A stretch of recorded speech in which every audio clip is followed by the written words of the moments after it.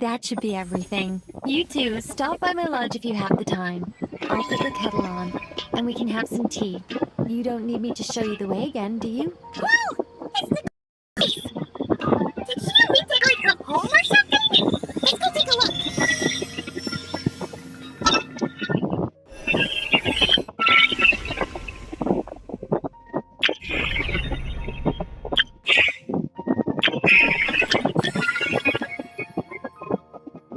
Waduh, aku lupa nggak matiin nganu cuy. Lupa nggak matiin voice. Nekat gak sih ini? Saya bilang nekat, emang nekat ya.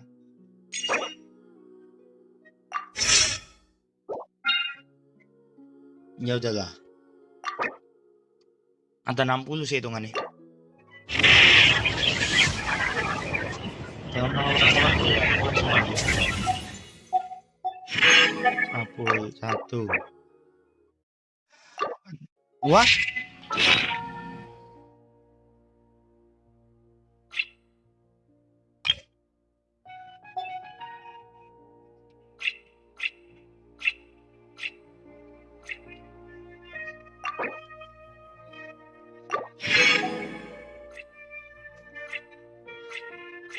Ini sih banyak banget nih.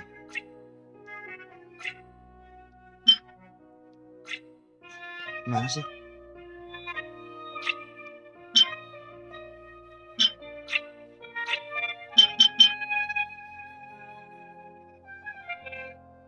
Nah, gini nih.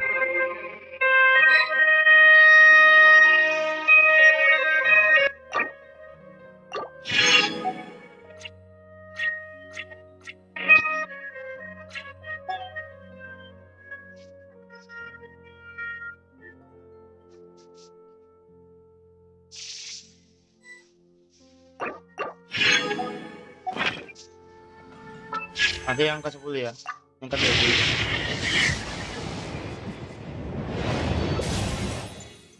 Oke, dapat karakter baru ya. 3.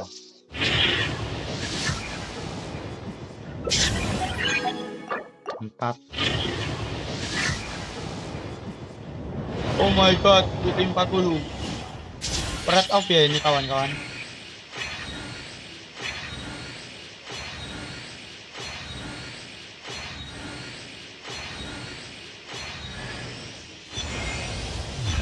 Oh, should I introduce myself again? Looks like no interference from Alice's self-introduction magic this time. So I suppose I'll just go ahead. I'm Nicole. As you can see, I'm... again? Aku bikin nggak bakal dapet. Guess I spoke too soon.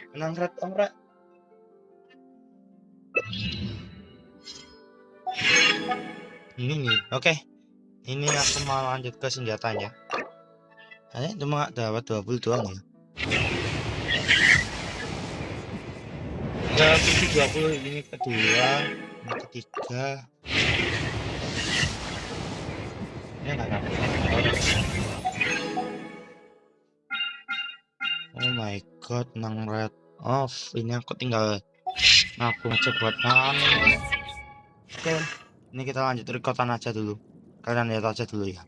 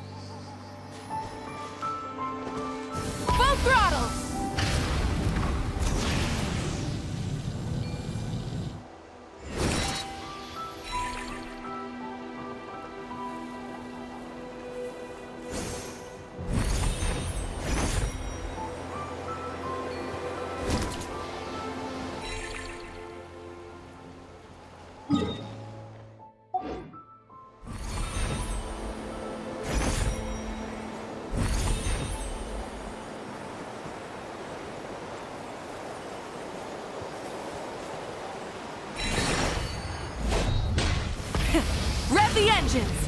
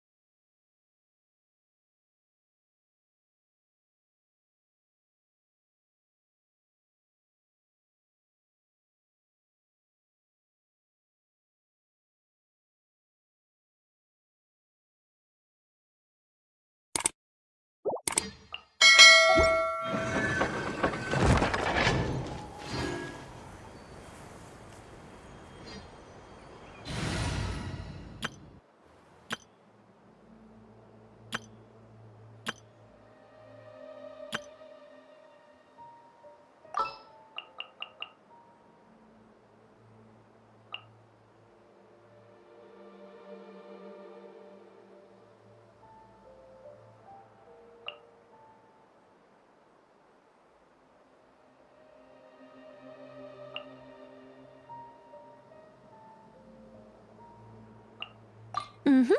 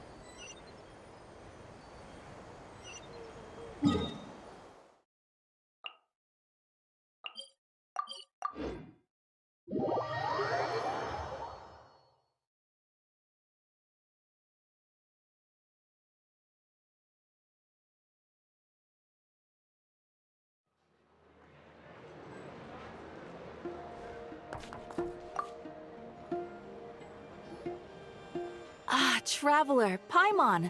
It's been a while. As it happens, there is a letter here for you. One moment. Here. A letter? From who? Dear Diary, I'm Kale. I work as a trainee forest ranger under my master, Tainari. I'm also studying at the academia. I've been getting better and better at reading lately. Mr. Al-Haytham says that the written word is a crucial medium for exploring the world and understanding oneself. That's why I decided to start this diary. That said, what should I write about? Things are pretty quiet in Sumeru these days. Life is good. Every day is a fulfilling and happy one. When I think back to the days when I suffered from Elazar, or way back to when I was injected with God remains, I am in a much better place now. I hope it stays that way forever. I'll leave it there for now. Master said he'll take me shopping in Sumeru City today, which is great, because I've been meaning to visit the toy seller at the Grand Bazaar for a while now. Kale, time to go. Yes, Master! Huh?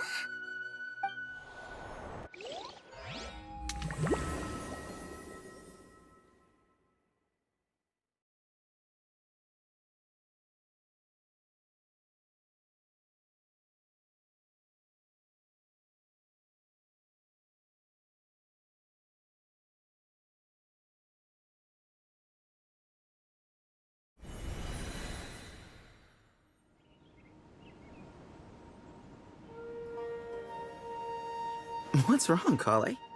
Is there something on my face?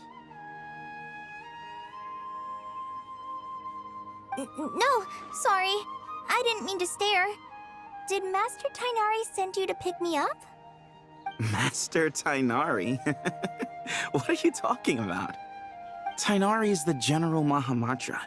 He's probably busy arresting criminals in Sumeru City.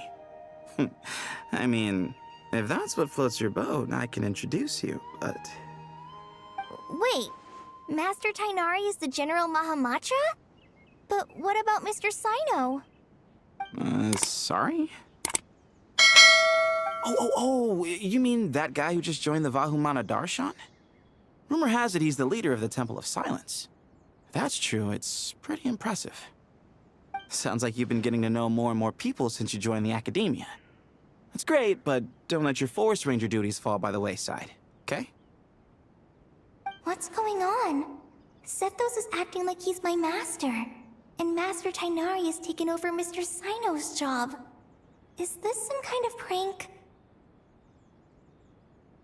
If so, it's a weird choice of prank. But anyway, Sethos doesn't look like he's joking. What is this all about? Hey, you're zoning out again. I'm gonna buy some tools for the Rangers. Why don't you stretch your legs a bit? It's been a while since you last visited the city, right? Wait! He's right. It has been a while since I last visited Sumeru City. Was it always like this? I mean, it feels familiar, yet somehow... something seems different.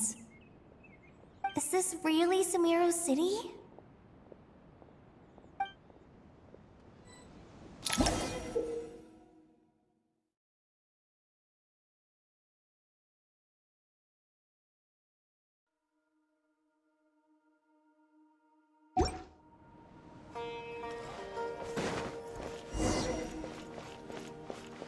Hey, did you see who just walked by? I think she's that famous merc. Would you like some fruit? Would you like some fruit? Would you like some fruit? How will I ever save enough money to buy that custom-made axe with floral carvings from the blacksmith? It takes courage to maintain a peaceful life, too. I heard that Sage disappears without a trace as soon as he gets off work. It's a little mysterious, if you ask me.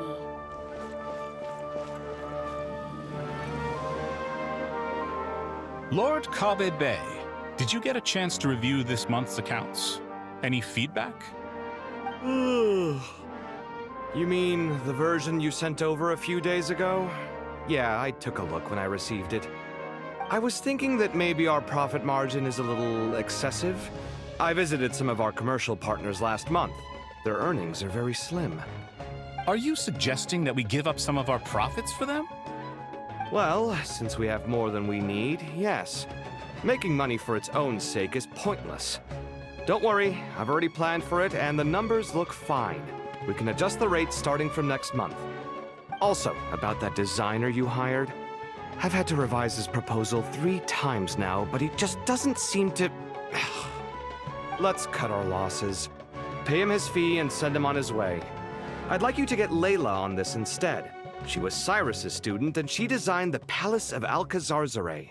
Seems like a much safer choice. Who's sneaking around over there?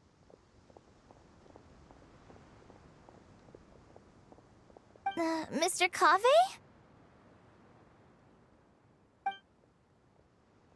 Do you recognize this person, sir? Yes, it's all right. We've met. This is Kale, Sethos' trainee. He brought her along the last time I went for drinks with him. What brings you to the city, Kale? Is your master here too? No, this is all wrong! Why is Mr. Kave saying that too? Tainari is my master, not Sethos. This can't be real. I have to ask someone else. There's gotta be someone else out there who still remembers the truth. Hey, wait! Don't run off! How strange. What's gotten into her today? It's like everyone switched places. I guess I'll keep looking around. Remember a while back when I was working on a renovation plan for the House of Dana? Well, I submitted a report to the Grand Sage and he rejected it. It's infuriating! How does someone with no sense of aesthetics whatsoever even become the Grand Sage? Please, calm down, Lord Kave. Maybe it's for the best that the proposal wasn't approved. Weren't you planning on paying for the renovations out of your own pocket? The Grand Sage just saved you a huge sum of mora. You're right. It's his loss if he doesn't want to work with me. Let him live out the rest of his days in an artless void for all I care. Anyway, enough about that killjoy. There's supposed to be a show at the Zubair Theater today. Are you guys free later? Tickets are on me if you want to join. I heard that Sage disappeared.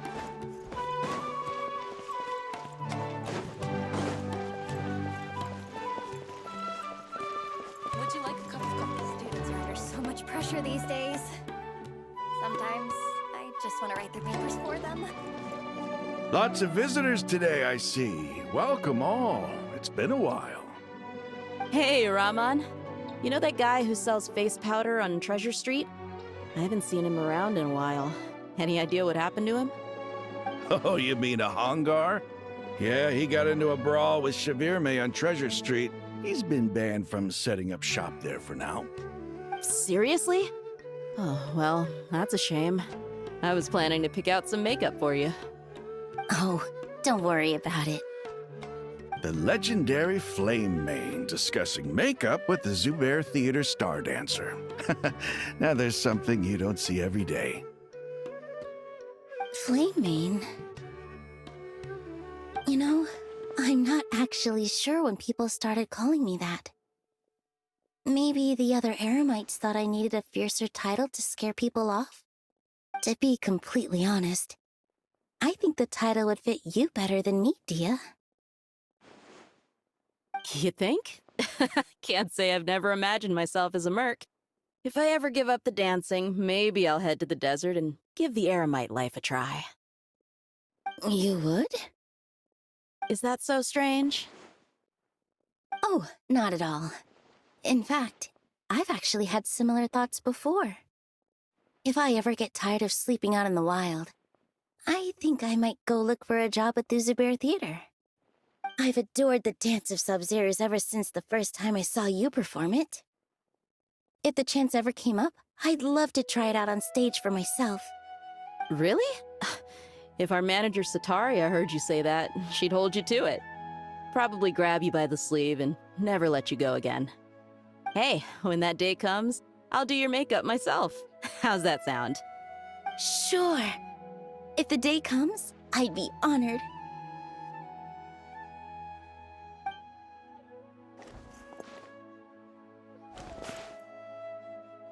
Everyone I know, everything I've ever known. Suddenly it's all a jumbled mess. The question is, who's right? Them or me? Oh, my head feels so heavy. I can't think straight. Milu, have you been to Aru Village recently? I've got a friend who I haven't seen in a while. I was wondering how she's doing. You mean Faruzan, the guardian of Aru Village? I saw her not too long ago. She seemed completely absorbed in her research. No change there, then. I'll have to catch up with her the next time I'm out that way.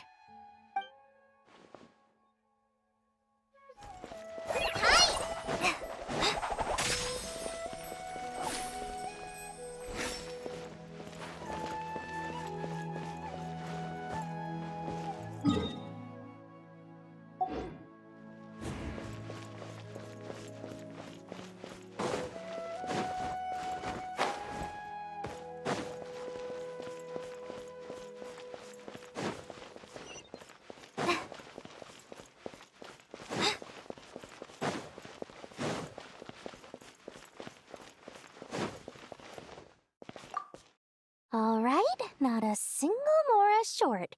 That covers you for this month's rent. What a relief. I was worried the design fees I received this month wouldn't be enough. Well, next time, don't fret. Just let me know and I'll give you a few days' grace. We've known each other long enough for that. Anyway, how are you settling in? I couldn't help but notice that you're staying up late quite often. Yeah, I can't explain it. I just feel more inspired at night. Once I get in the zone, I can race through a whole bunch of drafts, no problem. But what about you? I keep hearing you sighing these days. Is everything okay? Well, it's just... Don't you think this house is a little small? I guess I should be used to it after living here for so many years. But for some reason, I've been feeling claustrophobic recently. I want to move somewhere bigger. Once I've made enough Mora, I'm gonna buy a huge new house. As big as... at least as big as the Palace of invoke a sorcery. That sounds really expensive. True. Scribe's salary alone. I need to find another way.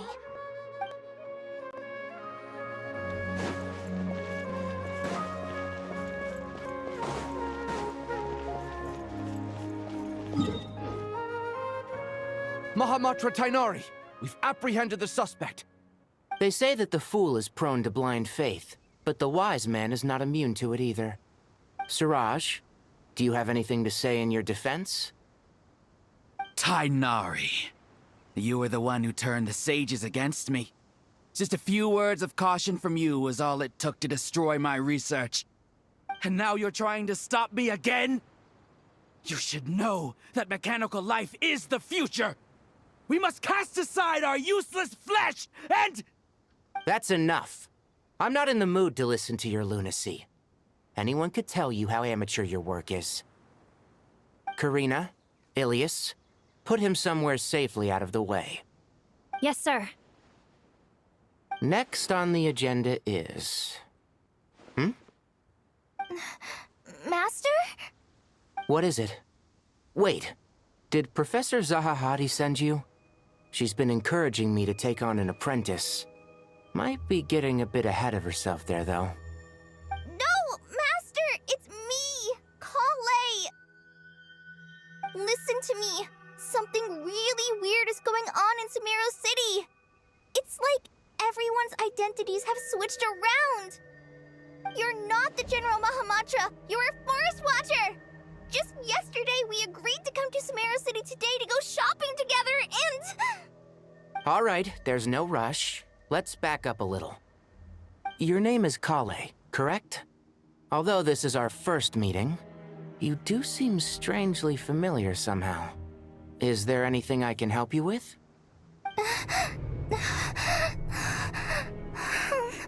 No.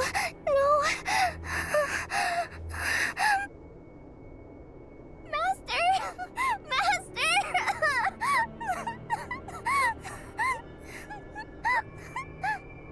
What is it?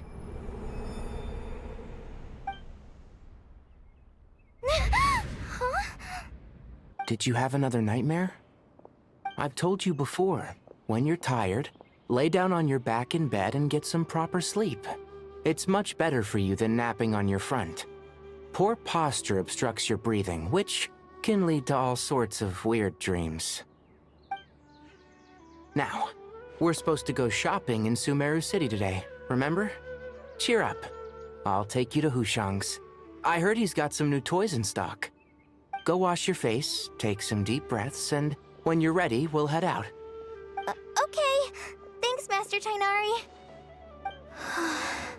So it was just a dream. And yet, dreams can sometimes be a warning of things that will soon come to pass. Who said that? That dream felt unusually real, didn't it? Here's my suggestion. Since you're heading into Sumeru City anyway, you may as well tell Lesser Lord Kusanali about everything that happened. And just to be on the safe side, I think you should also inform your 2 traveler friends who once helped save Sumeru. I'd write them a letter if I were you. Time is short. A storm is coming from beyond the bounds of fate.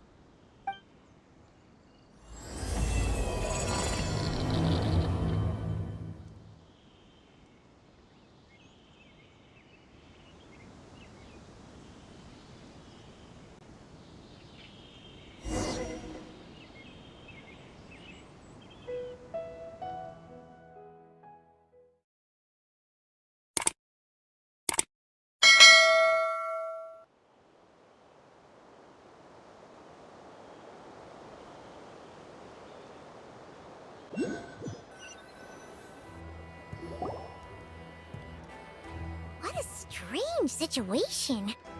No wonder Kale was in such a rush to write us a letter. Imagine waking up one day to find that everything around you has changed. You might not even recognize Paimon anymore. Oh, that's a scary thought. Let's get to Sumeru and find out what the heck is going on.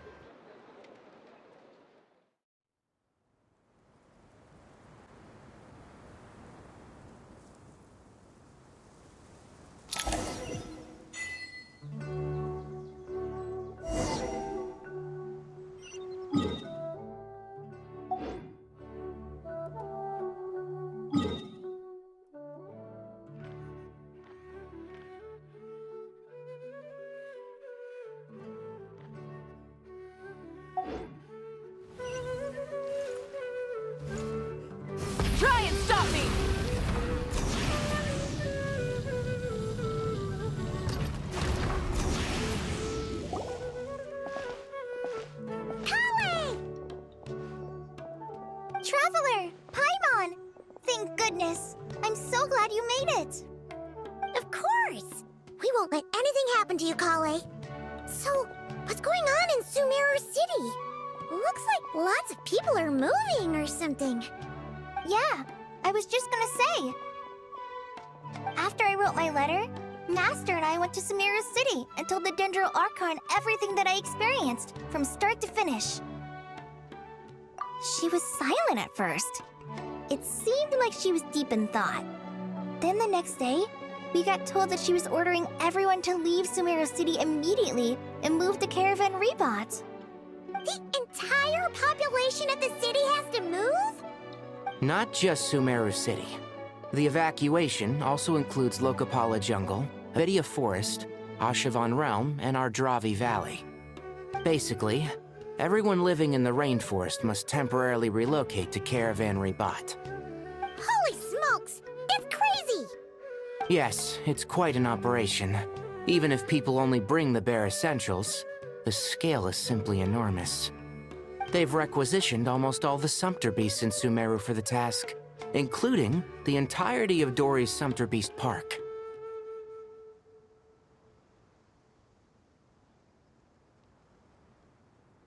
The Dendro Archon said that what Kale experienced was not a dream, but a warning. After our meeting, she immediately summoned the 6 sages to analyze the situation and discuss countermeasures. They concluded that the events seen in the dream are very likely to become a reality, and that an unknown danger is rapidly approaching. Oh, please keep that to yourself. We don't want to cause widespread panic. The official reason they've given is a large-scale renovation of the rainforest ecosystem. People are skeptical, but there haven't been any major incidents. So far, at least. The Dendro Archon seemed really worried when we spoke to her. She said you can go visit her in the Sanctuary of Surasthana when you arrive. She also said she'd hold out until the very end. Tighnari? Kale? You got a minute? I need a hand here. One moment, I'll be right there. As a forest watcher, I've been tasked with assisting with the relocation work. There's a lot to be done, and they need all the help they can get.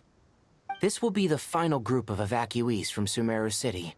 While they're away from home, they'll be heavily reliant on outside help. Thank you for coming in our time of need. As you can see, another crisis is upon us.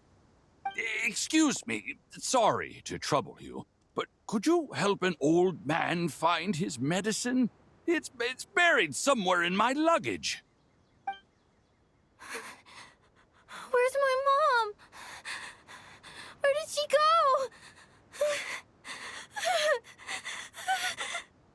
go? Don't worry. It'll be okay. Those items are worth a small fortune. Make sure you store them somewhere safe. You understand? I bet you thought you'd get away with this in the chaos, huh? Guess again. No petty thief gets past me.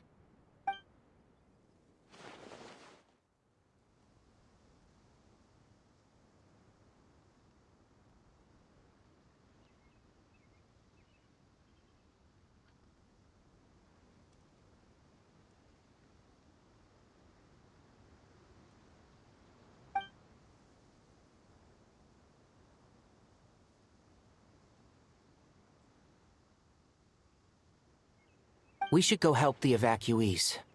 See you around. I'm so glad that you believed me and came all this way to help. It means a lot. Please stay safe. Don't worry. We may not know exactly what's going on yet, but as long as we stick together, we'll find a way through this. Goodbye! Look after yourselves! Will do. See ya! Whew. Paimon's not sure how she found the words to comfort Kale because, honestly, she's kind of nervous herself. Let's head to the Sanctuary of Surasthana and see Nahida.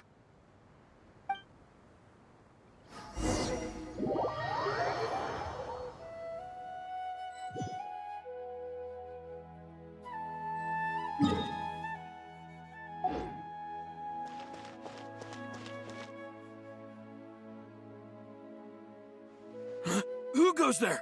No unauthorized access to this place. By order of Mahamatra Sino. Are you blind? It's the Traveler and Paimon. Surely you've seen them before. Huh? Oh, so it is. I'm sorry, I haven't been sleeping well lately. The Dendro Archon is in a very vulnerable state at the moment. Mahamatra Sino is concerned that our enemies might choose this moment to strike, so he's ordered us to strengthen our defenses. Just seeing you two again already puts our minds at ease. Please, enter. I'm sure everyone's expecting you.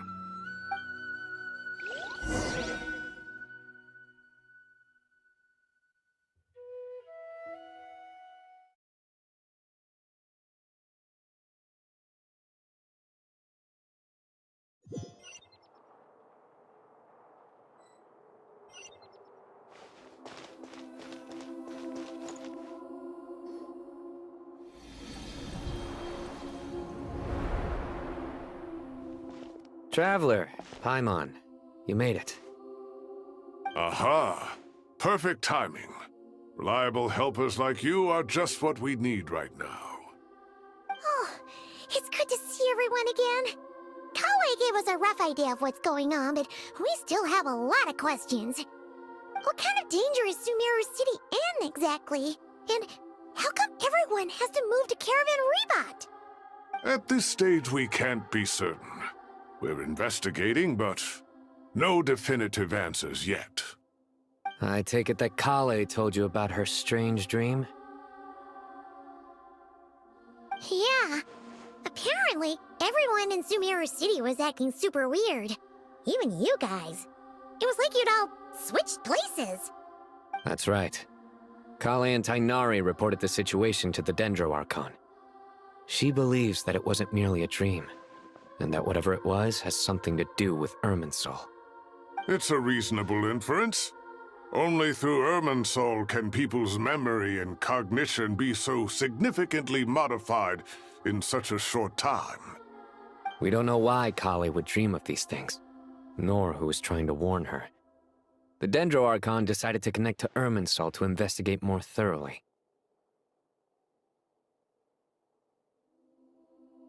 Irminsul is connected directly to the ley lines. The tree serves as a central hub where the ley lines converge, and its core function is to record and store the world's knowledge and memories.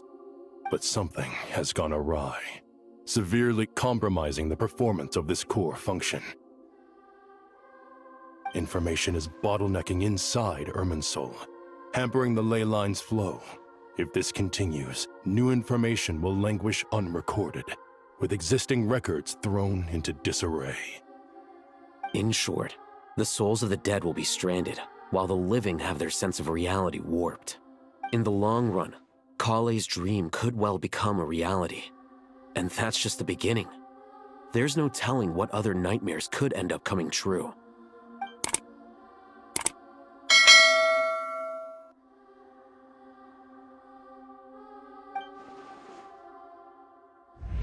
I have come this far, to use my death to open the gates of the ley lines to my people.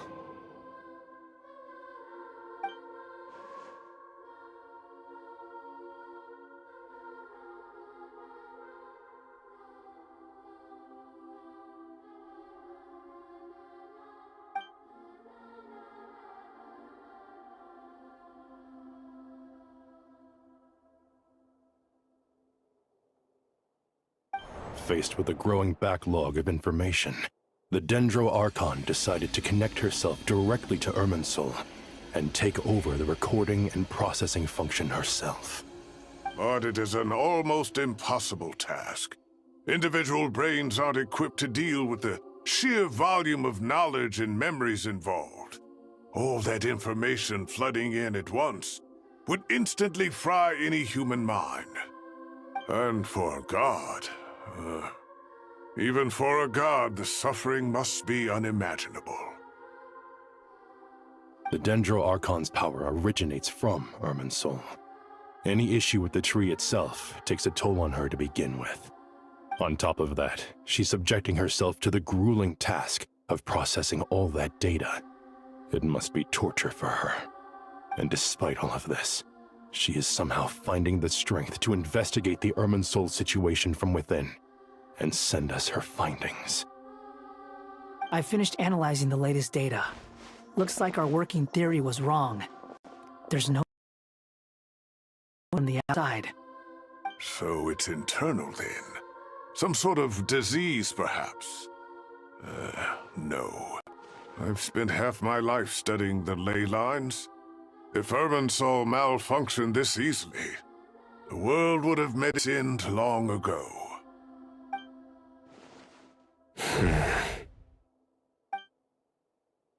Sino? What is it?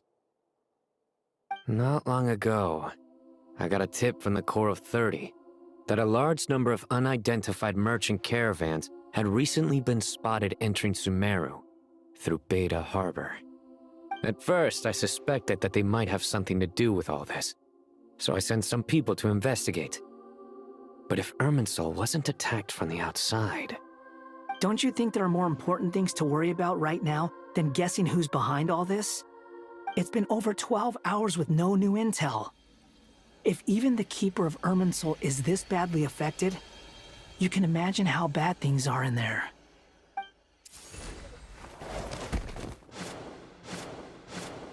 Dendro Archon.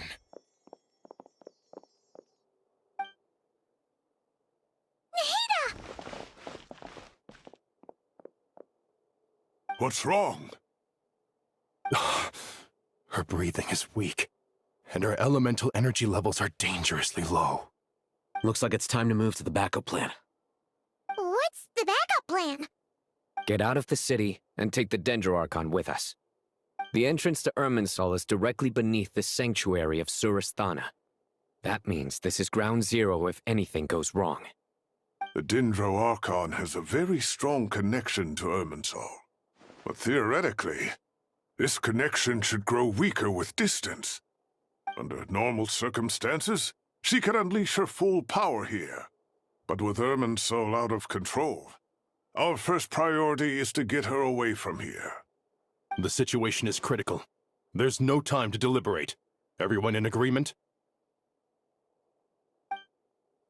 I'll deal with it. I'll also let the Matra and the Corps of 30 know to start evacuating.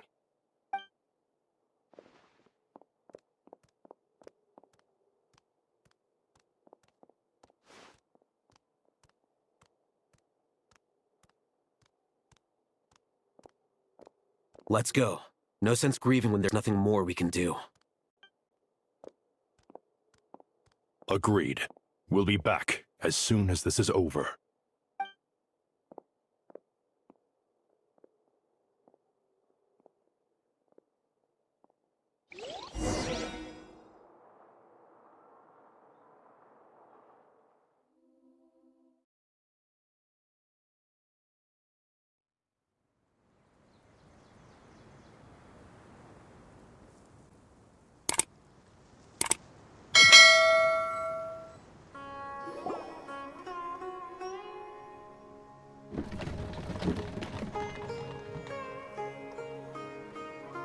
The last group of civilians has been safely evacuated. Dendro Archon's carriage will travel with them. Sino and Hat Guy will protect the convoy. With the Dendro Archon in a coma, we've lost our means of investigating the situation. And with Irminsul still deteriorating, we have no choice but to evacuate Sumeru City.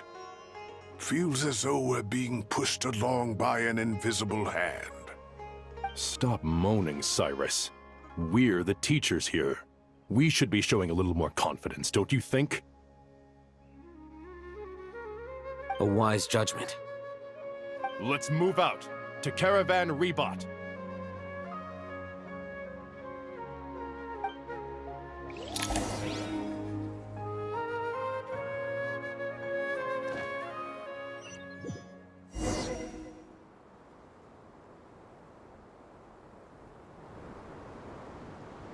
Sir, all units are in position. Good. Everything is going to plan. Interfering with Sumeru City is a necessary step, so do not hesitate. The Irminsul situation will not harm you. We need to speed things up here, too.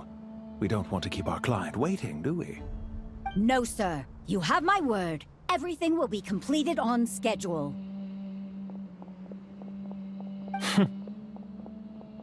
They say that fervent ambition attracts the favor of the gods, and with it, a vision. But we appear to be the exception. So, is our ambition not strong enough? Or does it threaten the very foundations of this world?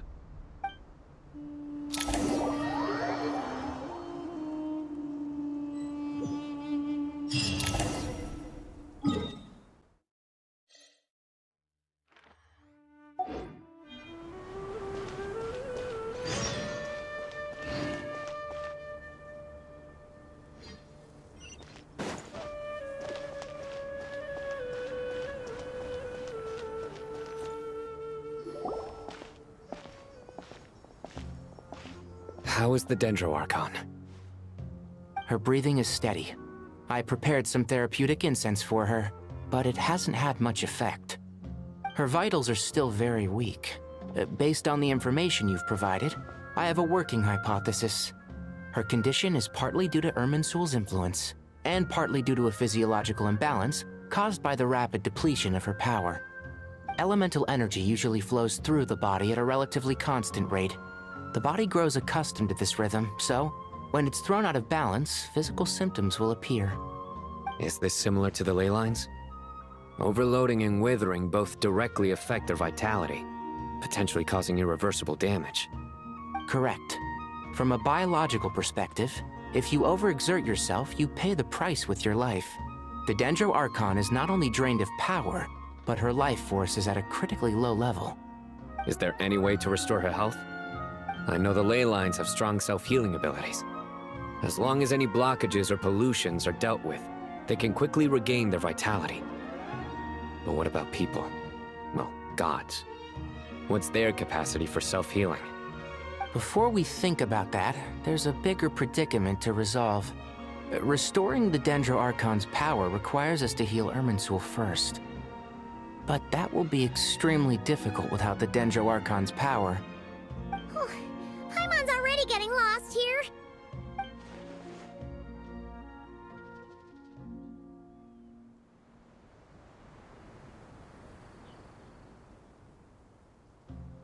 Master Tighnari and Sino look so serious. I've not heard Master speak in this tone for a long time. Tighnari.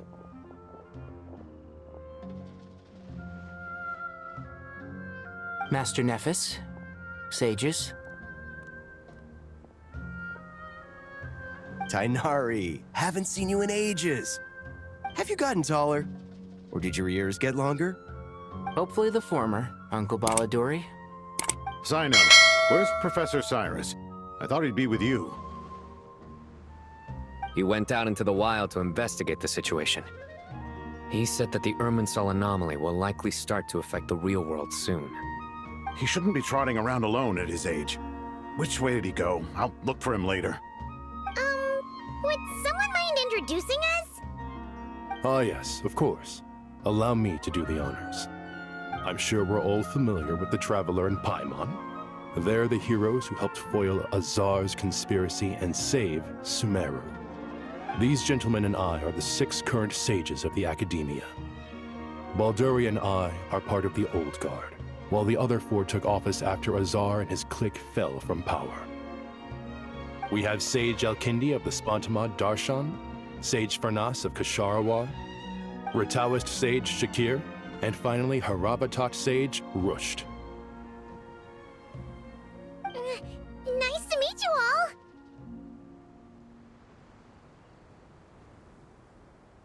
I've heard much about you. Delighted to finally meet you in person. You're younger than I imagined for someone with the power to stand up to fate itself. Thank you for lending your aid to Sumeru once more. Once we're on the other side of this, could we get a photo together? My daughter has a friend named Isak. He's always talking about you two. Of course! No true hero would deny a child their wish. Back to business. So with the Dendro Archon currently in a coma, The people have taken temporary refuge at Caravan Rebot, but they cannot stay here forever. We need to come up with a plan as soon as possible. Fernas, any thoughts? Well, firstly, having reviewed the data, I'm inclined to agree with your assessment. This doesn't look like an attack on Irminsul from the outside. Rather, it resembles a malfunctioning machine. Calculations going haywire and sparks flying. That being said, before we consider how to fix it, we need to understand precisely what has gone wrong. Furthermore, we somehow need to ascertain this without relying on the Dendro Archon's power. We have no direct access to Irminsul. However, we might be able to gather the information we need from the ley lines. Study the branches to learn about the trunk, in other words. Wait, is that what Cyrus is up to? No wonder he ran off to research in the wild. Curse's always one step ahead of me, isn't he? I heard that while in the sanctuary of Surasthana, the Dendro Archon had to serve as the central information hub herself. This is a clear sign the situation within Irminsul might be far worse than we can imagine. Irminsul is vital not just to the safety of Sumeru, but to all of Teyvat. We must be the ones to bear responsibility for this world. To be on the safe side, I think we need to consider some backup plans. Are you saying we should consider a scenario in which Irminsul is completely destroyed? I'm merely pointing out that the possibility exists. You have a valid point. But until worst comes to worst, I believe we should focus our efforts on resolving the Irminsul anomaly. Keeping it river. Kale, I understand that you were the first to foresee this crisis. If it's all right, I'd like to talk with you about it in more detail. Of course! But even I don't know how I came to have that dream. If there are no signs of external damage, could it be a stress fracture? Metals tend to suffer from this issue with long-term use, and Irminsul has existed for centuries, after all. It's possible, but surely a stress fracture would be more likely to cause a complete shutdown rather than chaos. Sages, General Mahamatra, sorry to interrupt, but something has come up. What happened? Some citizens didn't believe that Sumeru City was really in any danger. They slipped away and hid during the relocation, intending to return home. How many people are we talking? About a dozen. Sakura found them while on patrol, but they appeared to be suffering from psychosis. For whatever reason, they were trying to kill each other. By the time we arrived, there were only 2 survivors. One was unconscious from their injuries. The other tried to attack us, but was subdued. Where did this happen? Near Yasna Monument. That's not far from Caravan Rebot. Master. I know. The Irminsul anomaly is beginning to have effects in the world. I didn't expect it to spread to Yasna Monument so soon. It almost feels like we're being chased relentlessly, with no time to catch our breath. Sir Cyrus said the same thing. He sent me back to report in, while he continues investigating. I'll go join him. Count me in too. Don't let my age fool you, I can still fend for myself. Very well. Meanwhile, the rest of us will continue discussing our next steps. Get back soon.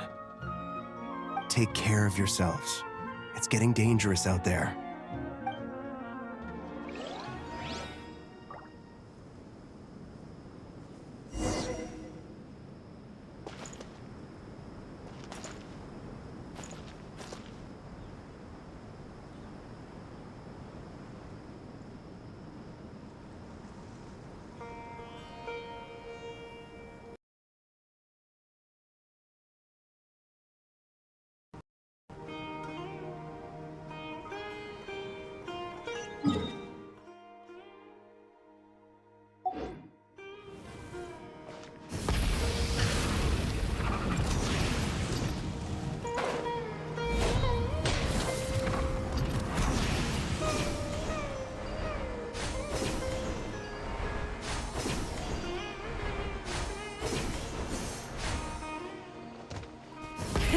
Rev the engines!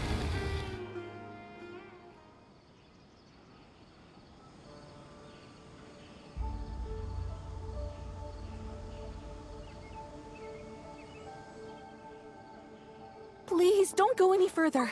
As you get closer to Sumeru City, there's no knowing what dangers you might encounter. So this is our mentally disturbed man? I'm going to gut you all!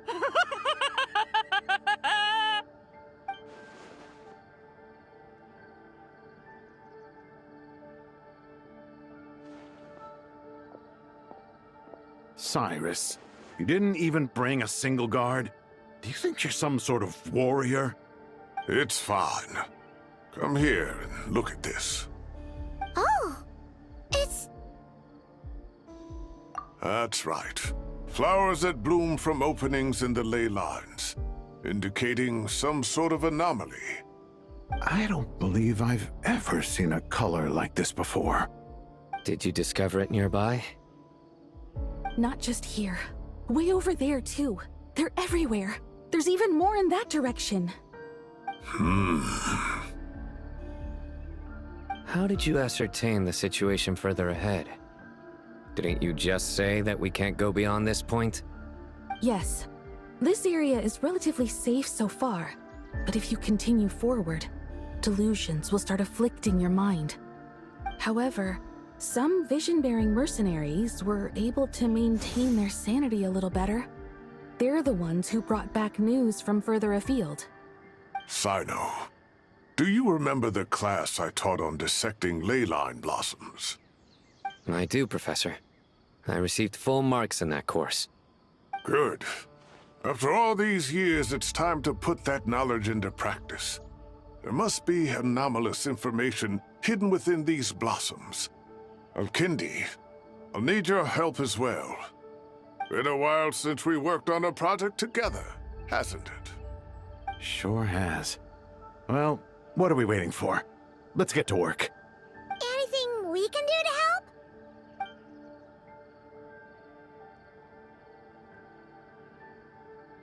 Will you need my help? All right, well, don't go too far. There's too many unknowns at this stage. Let's regroup at Caravan Rebot later. Don't worry if you don't show up. I'll come and find you.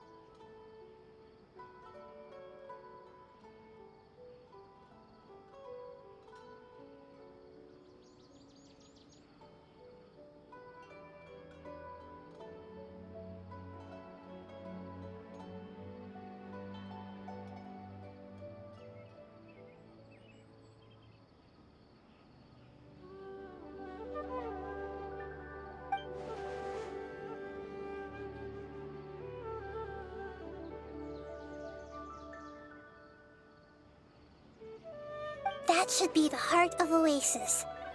All we need to do is light it with the fire seed, and it'll restore a pep with elemental power. The damage it suffered internally will also slowly begin to heal.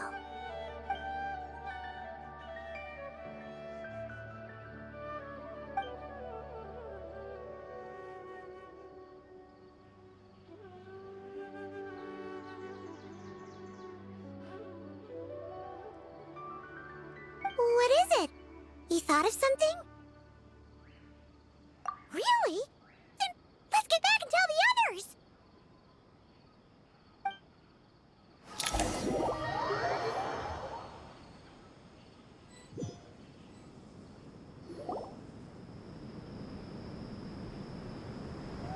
Whew. Glad to see you've returned safe and sound. Any longer and we would have gone out looking for you.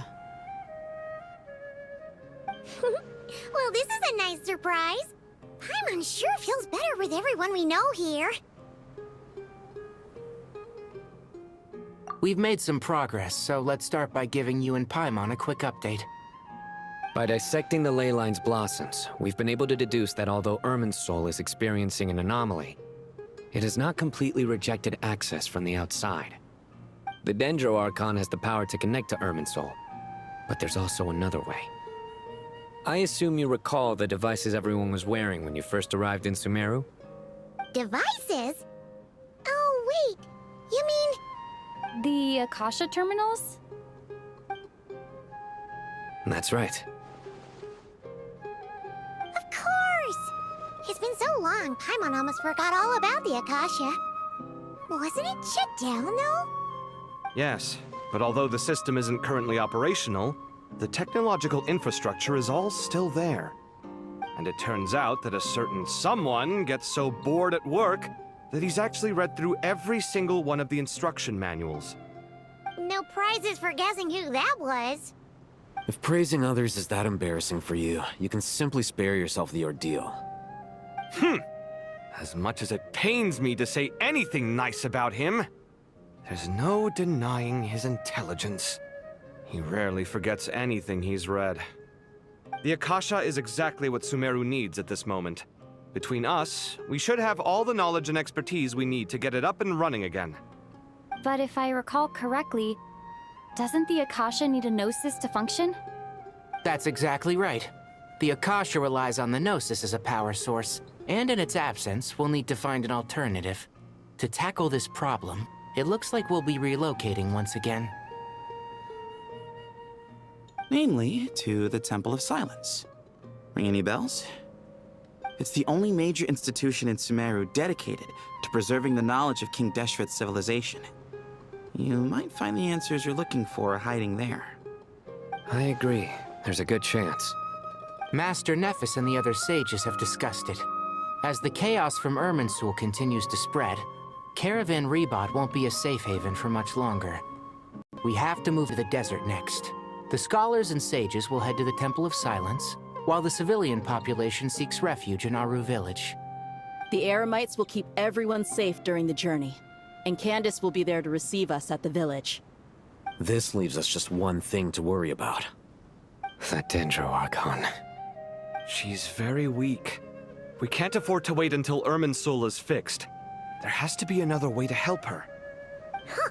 Well, luckily, the Traveler had a eureka moment while we were out investigating. Really? Wow, nice one, Traveler. Let's hear it. What say our Amorta experts? Theoretically, it's feasible. From what you're saying, although elemental life and elemental energy have their differences, the Dendro Archon has explicitly stated that she can imitate the power of the former. In which case, as long as Apep is willing, she should be able to convert her own power into a form that the Archon can use. It wouldn't be difficult for her at all. The only problem is convincing her to help. Yeah! Even though she wasn't exactly friendly the last time we met, she didn't refuse to talk with us. When she realizes the danger that Nahida is in, surely she won't turn a blind eye to it. Well, hopefully not. Either way, we're not exactly spoiled for choice here. Hey, it's better than having no options at all. I agree. Without Irminsul's aid, the legendary Dendro Dragon Apep may well be the only living thing in Sumeru who can help our Archon recover her power. There's no time to lose. I'll bring this proposal to Master right away. If he and the other sages agree, we'll split into 3 teams. The academics will go to the Temple of Silence to look for a solution to the Akasha problem. The Eremites will escort the civilians safely to Aru village, and the Traveler and Paimon will take the Dendro Archon to see Apep. There's still a long road ahead, and no knowing if we'll make it. But at least we have a direction now. I'll take it over floundering around in confusion. If there are no objections, then let's proceed. But before we adjourn, I would like to leave you all with some parting words. No matter the distance between us, there will always be an invisible force tying us together. May the bonds forged in the past shine bright like stars and open a new path before our feet. Huh. Is that from King of Invocations? No. This one's from King of Invocations, the sequel. What's the difference? The sequel's much cooler. Couldn't agree more. Well, it was very apropos. Once this is all over, I'll give everyone a copy of King of Invocations and the sequel to show my gratitude. Come on, let's get moving.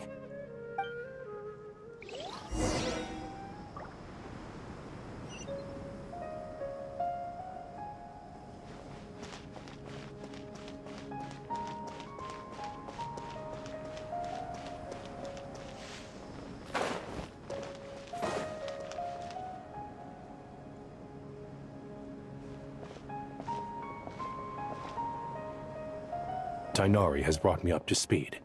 I approve of your plan of action. But we can't proceed with everything right away. The people need to rest.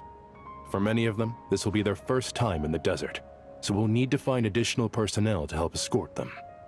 You two, please go on ahead with the Dendro Archon. Let's rendezvous at the Temple of Silence later. No problem. We got this. Words can't express my gratitude, so let me just say, I hope everything goes smoothly for all of us. Goodbye for now. Alright, let's get going. If Paimon remembers correctly, the last time we saw a Pep was in... Traveler, Paimon. Could I borrow you guys for a moment? It'll only take a second. Kale, what's the matter? Well, the thing is... Master Tighnari once told me, after you raise a problem, you should think about how to resolve it. But ever since I had that dream, I feel like I haven't been of any help at all. I tried my best to keep up with the conversation, but there was so much new information, I couldn't take it all in. So, I just wanted to ask, do you have any tips for me there? Paimon knows exactly how you feel. But fear not, everything you need to know is right here in Paimon's notes. Sumeru chapter. It's got tons of info about all the things we've seen and heard on our adventures. Some parts are a little simplified, but hopefully it all makes sense.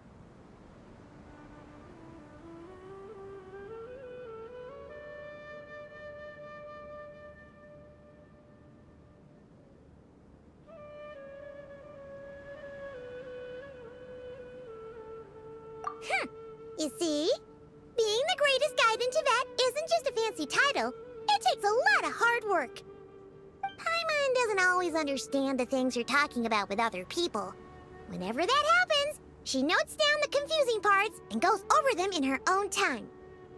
This is perfect. Could I borrow it? Sure. Matter of fact, you can keep it if you want. Paimon has another copy. The spare copy was originally meant for the Traveler. Paimon used to worry that one day she might not need a guide anymore, so she wanted to have a gift for her, in case we ever parted ways. But it doesn't seem so necessary nowadays. We have so many more places to see together. One copy will be enough for both of us. Thank you so much. But still, these are your treasured memories.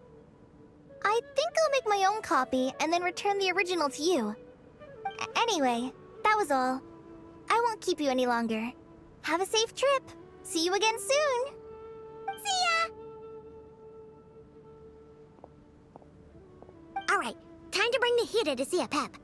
Let's hope that old grouch is in a negotiating mood.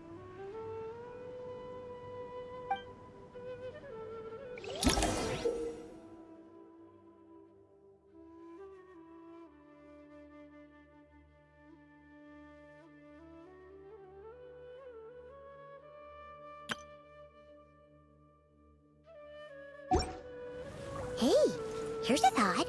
If we brought Nervalette along, you think you could help us persuade a Pep to help? Actually, never mind. In a Pep-sized, Nervalet's probably one of those dragons who's grown too close to humankind. They might end up fighting for all we know.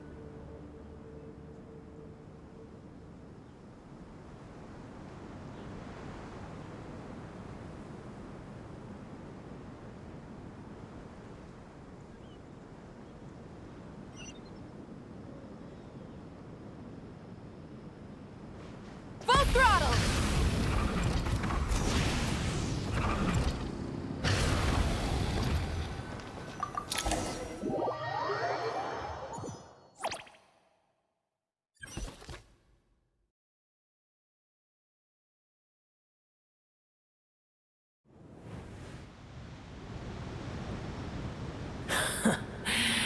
I had a feeling your kind might come calling. The ley lines are in disarray. Something has gone wrong with Irminsul, yes.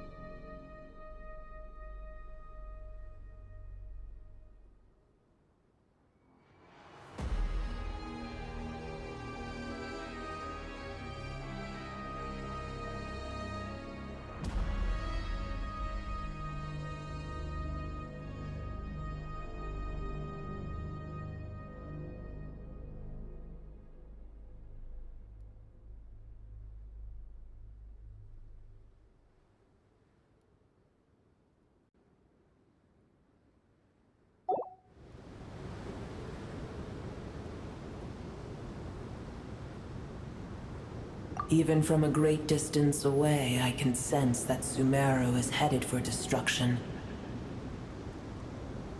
You who took our home from us, prepare to watch as your own world is plunged into oblivion. Oh, how the cycle of history comes to a poetic conclusion. This isn't a joke, Pep! Nahida's in grave danger! Can you please help her? Is she now? Then do explain. For what reason should I lend Boer my assistance?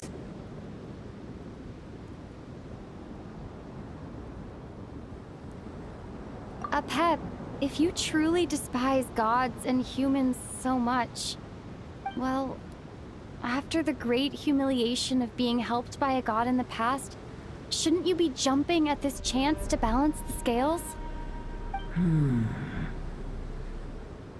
Now that is a compelling reason.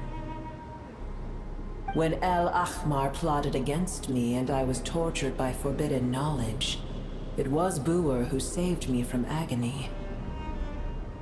And though I regard with shame the pity of my enemies, to receive aid without repaying it would likewise tarnish a dragon's dignity. Oh, tiny Boer, puny humans. Just this once I shall deign to show you the true power of dragonkind. Whoa! It's happening again! We're gonna get sucked in!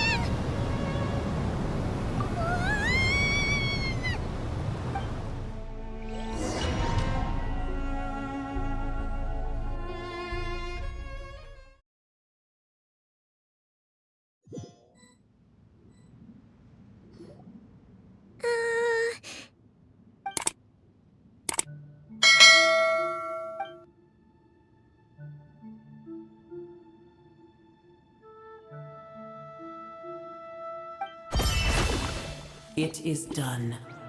The heart of Oasis is supplying her with life force as we speak. It shall not be long before she recovers. But I should warn you.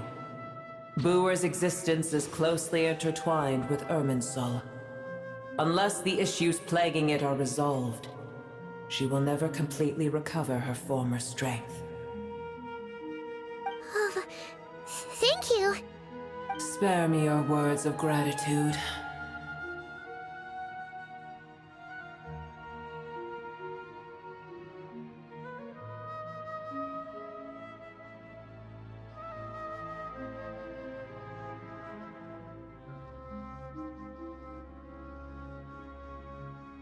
You may also spare me your feigned concern.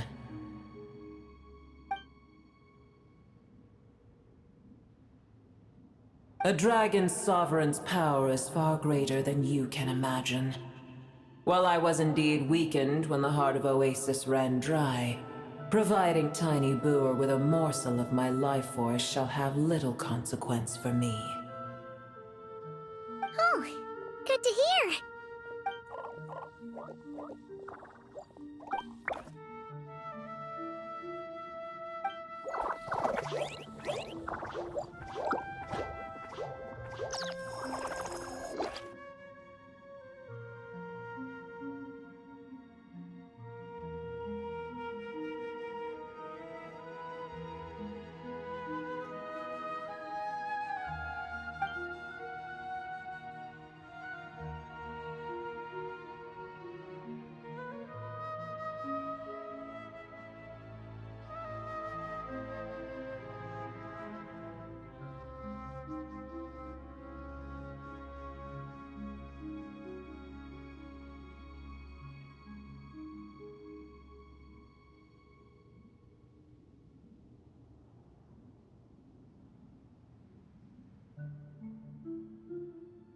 Ever held in high favor, I see. Oh, well, you know. The compliment was sincere. Simply accept it.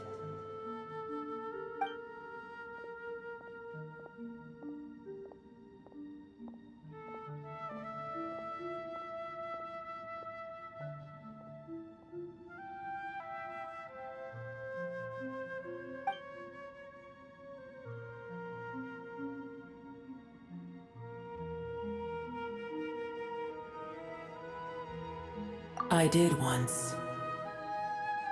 That tree was not planted by the heavenly principles. Irminsul existed before they ever arrived in Teyvat. What? There was a time when it belonged to Teyvat, to dragonkind. Its appearance and function then differed greatly from today.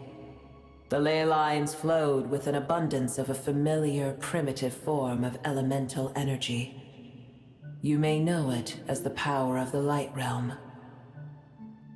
The heavenly principles usurped and refashioned Irminsul, made it serve humanity, and used it to anchor the fate of the world. Yet in the end, humanity has failed to protect it. Heavenly principles, God of gods. It makes me sick. The enmity between your kind and mine can never be bridged. As things stand today, holding a grudge against you would serve no purpose. But there will come a day when we reclaim this world for ourselves. The opportunity will arise no matter how long we must wait. I can already sense that far away from here, the Hydro Dragon has wrested his authority from the hands of the usurpers. Though we have yet to meet, I know that we are both preparing for our revenge day and night. Uh-huh.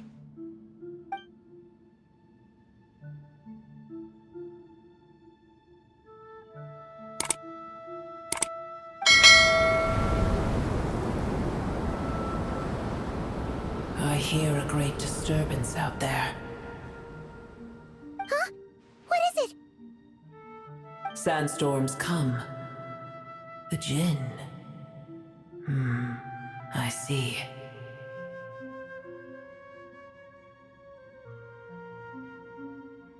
Another calamity approaches.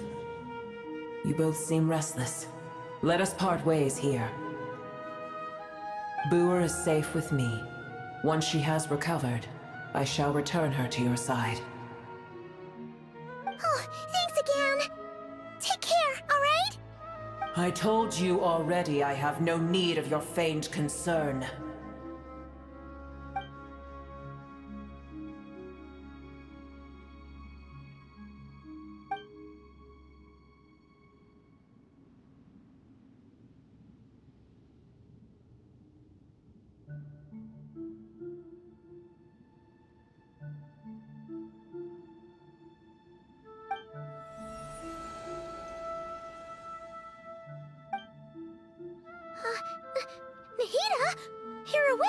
Are you okay? Cease your interrogation. Yes, she awoke for a brief moment, but she has now lost consciousness again. Take it. We shall talk more at another time.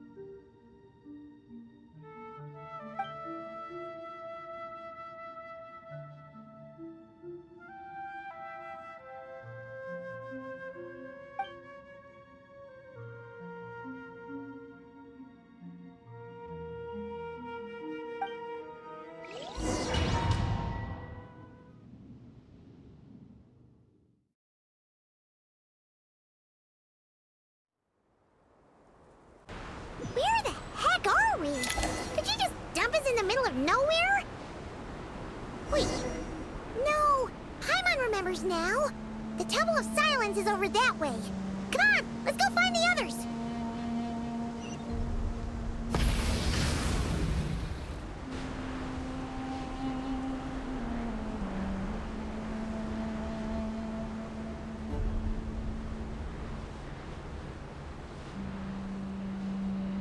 There's no need for everyone to stay here.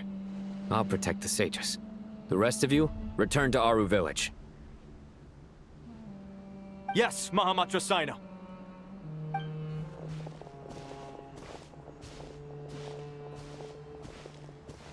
Sino! What's going on? You're back. How is the Dendro Archon?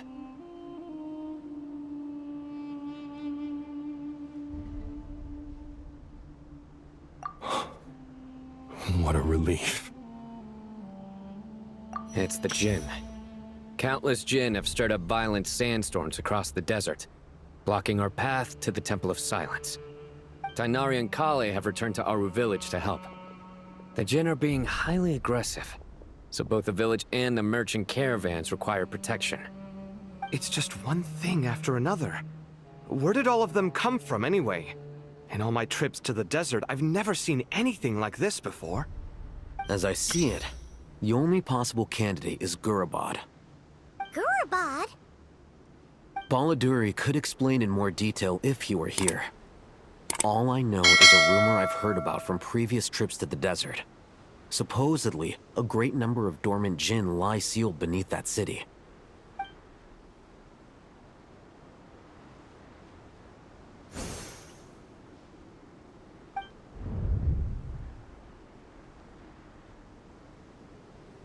Gurabad is, for me, a fated land.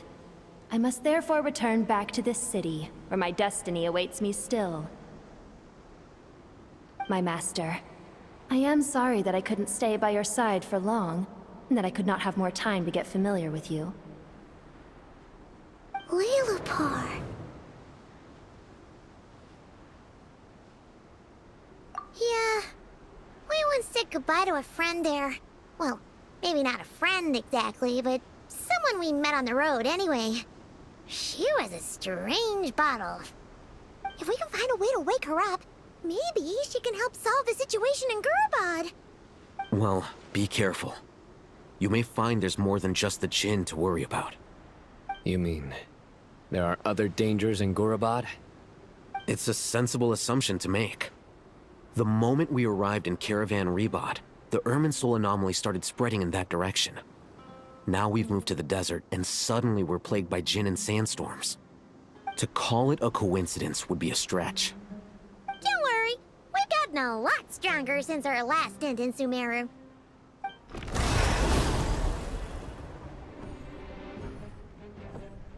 Ah! When did they show up?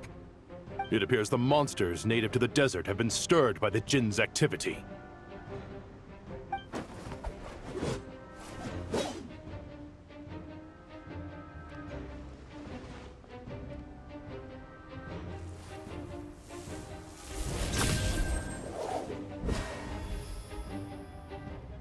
You should get going.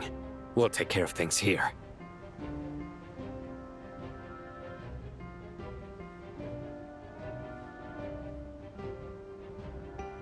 You too. Don't do anything too risky. You got it?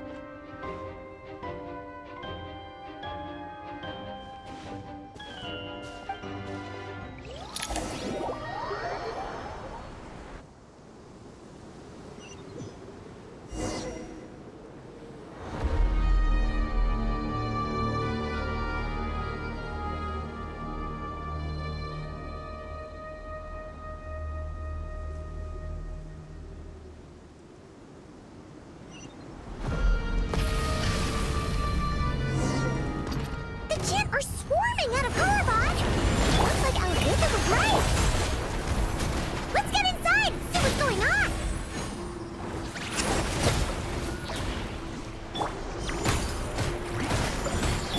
Rise with the sun!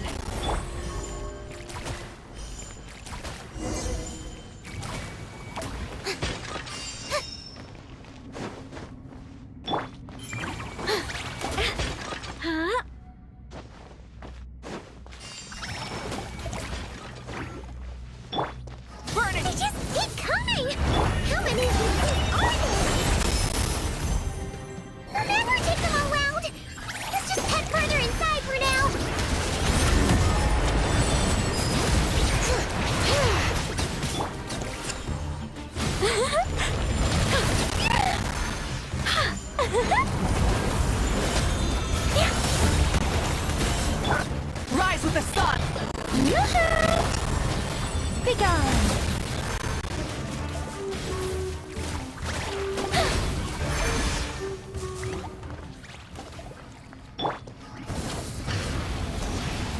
Target spotted! All units at the ready. The Fatui? They must be using in place of a stronghold! Are they the ones behind all this?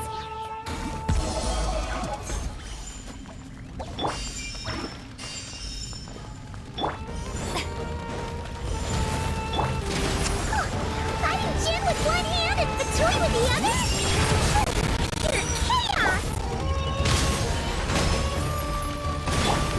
Strike above!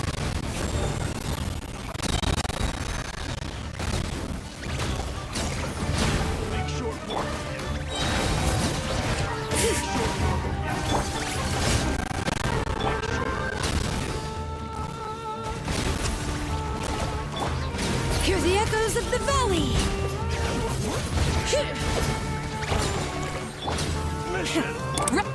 Shower me with praise! Rise with the sun!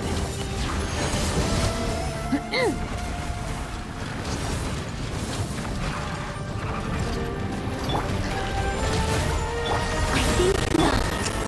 Let the mountain's veins boil!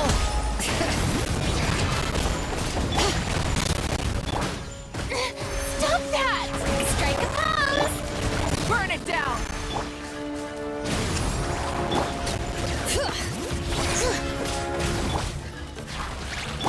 Be gone! Heaven's will, made mine.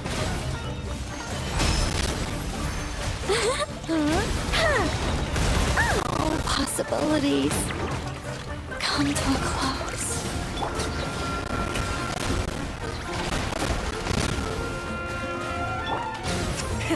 Rev the engines! Incinerate!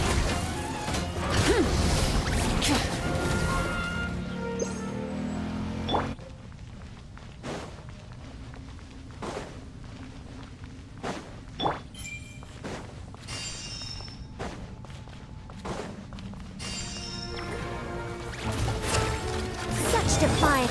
Rise with the sun! Letting brave names echo!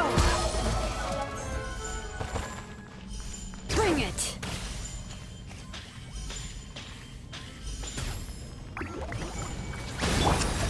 Be gone!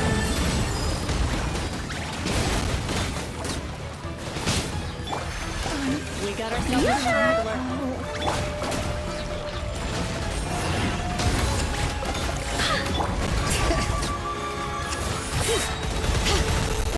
Here. I think not. We got ourselves a straggler. I live within you. Burn it down! Shower me with praise!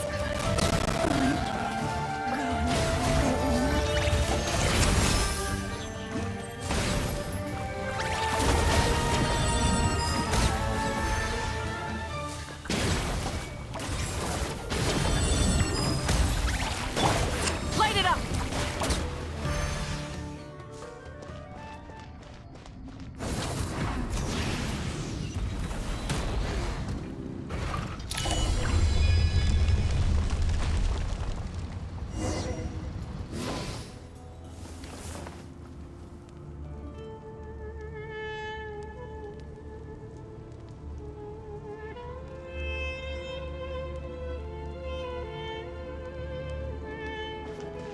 Rise with the sun!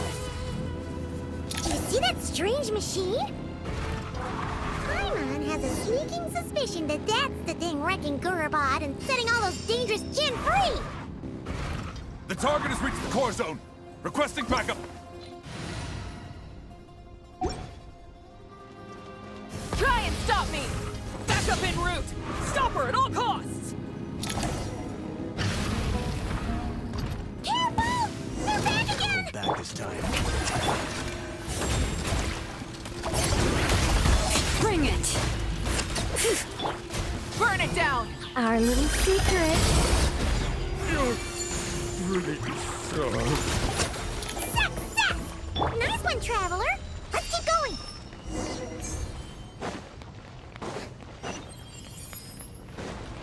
Shower me with praise! Light it up!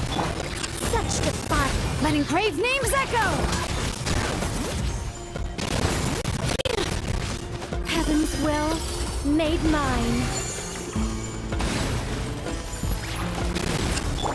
Rise with the sun! Strike a pose! I think not. I live within you.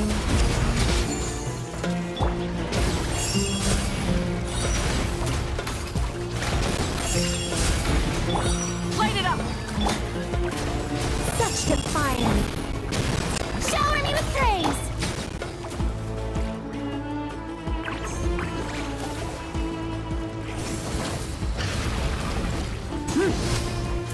Incinerate! Rev the engine!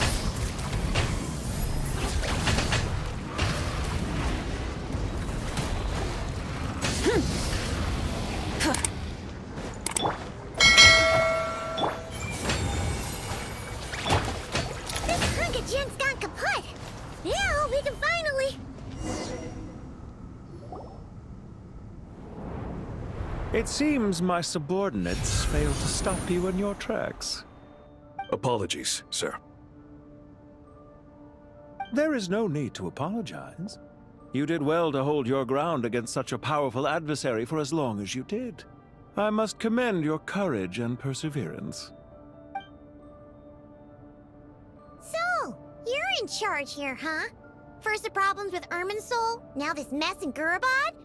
Are you the ones responsible for all this? I'm afraid I cannot answer that. I assume you aren't naive enough to expect answers from an enemy. Oh, this guy is so snooty! However you want to spin it, you're clearly involved in this somehow. So you can either start talking, or we'll have to make you talk. Let's get him! Traveler, what's wrong?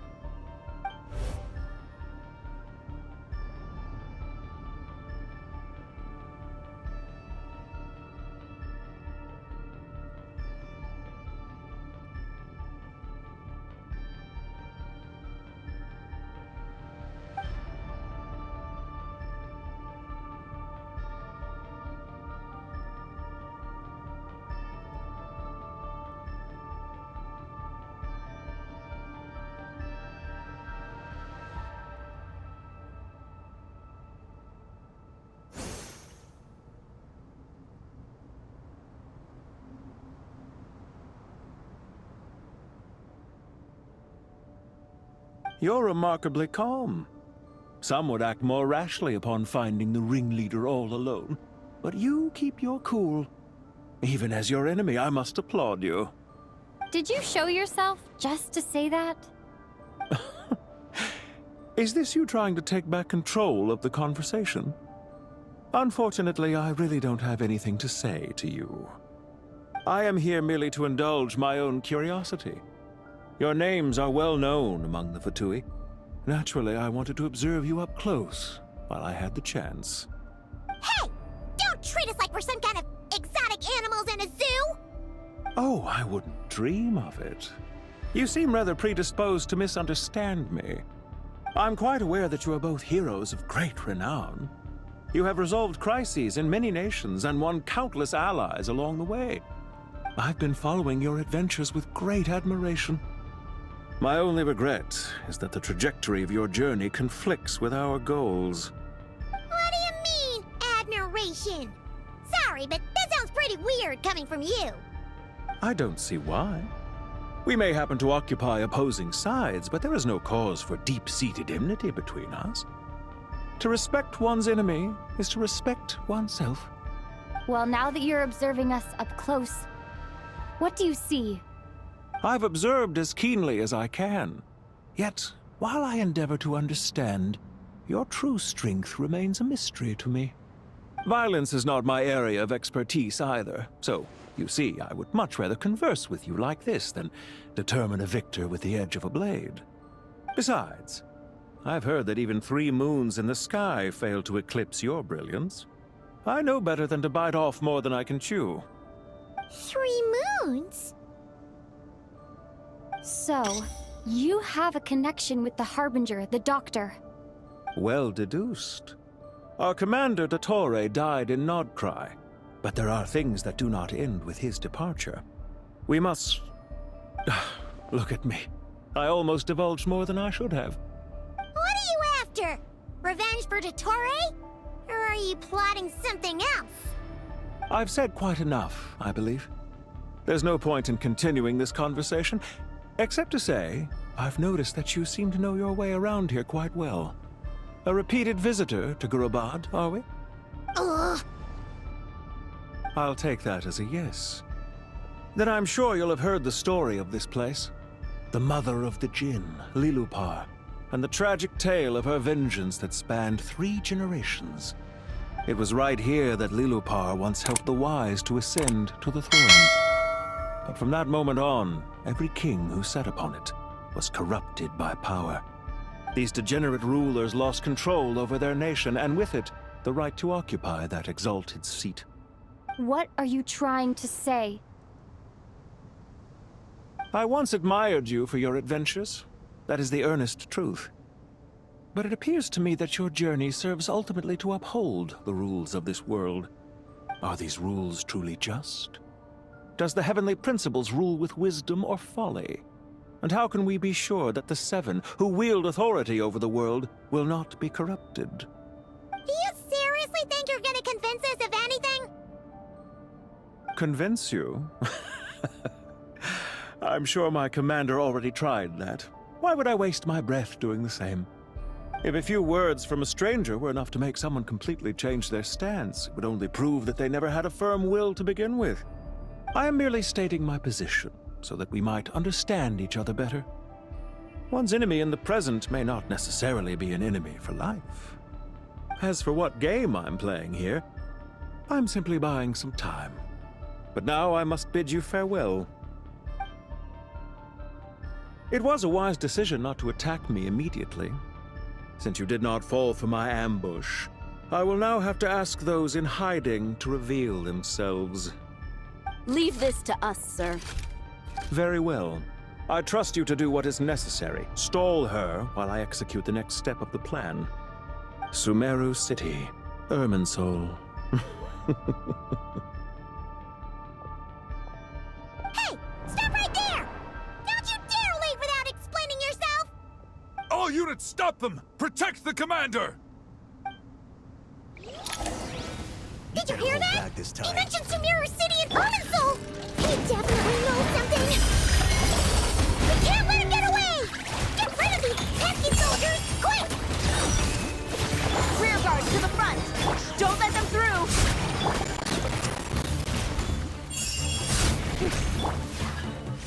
This time. Get that thing in position! Hold on! Just a little longer!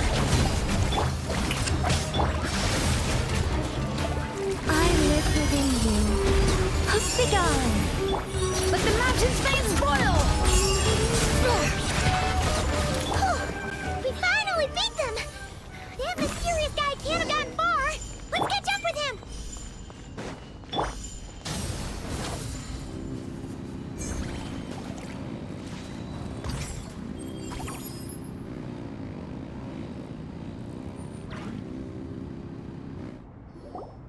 Found him! Over here! You're very persistent. Hey, you! Stop running and explain yourself! What are you trying to...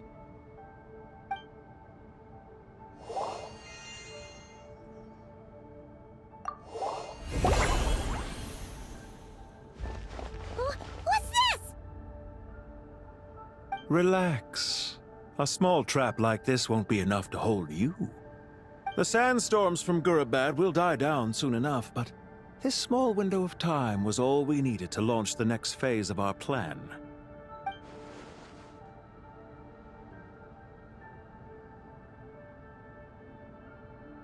Don't be discouraged. I knew that someone would come here eventually, so I planned ahead. Where to chat with you, which door to exit from, even which mechanism to wait by for you. I thought through every detail. You, meanwhile, know nothing of who I am. So far, you've only heard my voice, and for all you know, it may not even be real. But not to worry. This is only our first meeting. It shan't be our last. Just answer me one last question. Why do you continue to follow Dottore? He has conducted countless cruel experiments, even on his subordinates. Follow isn't quite the right word. Let's just say even those you see as villains have their friends, even if they aren't the most sincere of friendships. When any set of rules is established, there will be those who benefit and those who lose out. People will do anything to justify what they have gained, or escape from the hardship imposed upon them. Neither he nor I are tolerated by the rules of this world. We were both searching for a new order. Our ideas of the final form that should take may have differed, but our journeys took a shared path. Goodbye, Traveler and Paimon. I wish you a timely escape, albeit not too soon. I will need a little more time to prepare, after all. Hey! Come back! Wait, a dark wall. We've seen these on our adventures before. It swallows people up! Oh, I'm sorry. She shouldn't have jumped the gun! Oh, okay. He may have fooled us this time, but we'll get it back!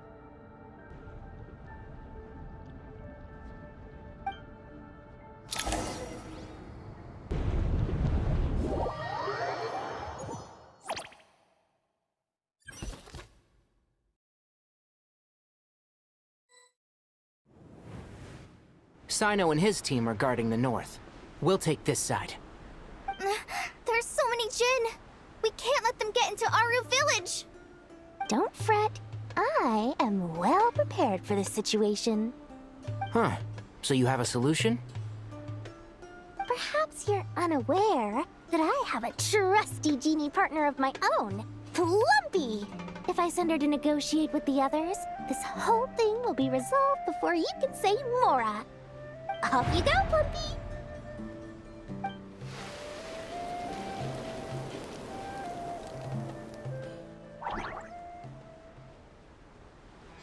Come on, what's the holdup? 5,000 Mora. 20,000 Mora.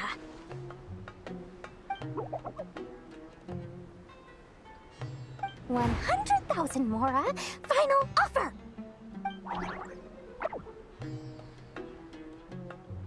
Ah, so she's a hired partner.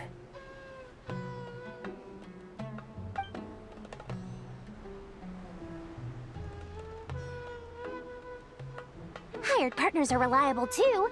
Plumpy here is a highly skilled negotiator. You'll see. Just a few words from her and...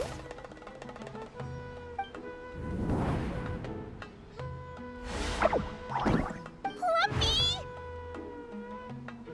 Don't you, Jin, have any respect for the rules? This was supposed to be a negotiation! How dare you treat my messenger like this? You wanna play rough? Two can play at that game!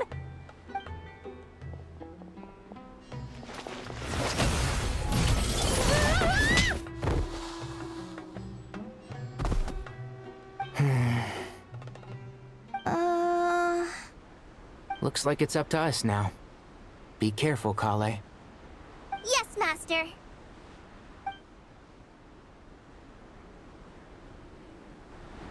What happened? How did I pass out? Never mind. Lumpy, it's time for revenge. You know, this reminds me of when you first arrived in a video forest. You were trying to help a child retrieve a lost toy when you stumbled upon Spinal Crocodile territory by mistake. Yeah, I remember. Our first time fighting side by side. Fighting side by side?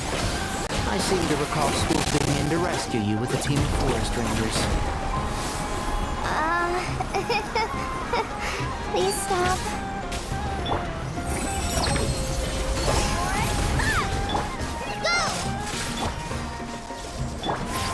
One with the forest.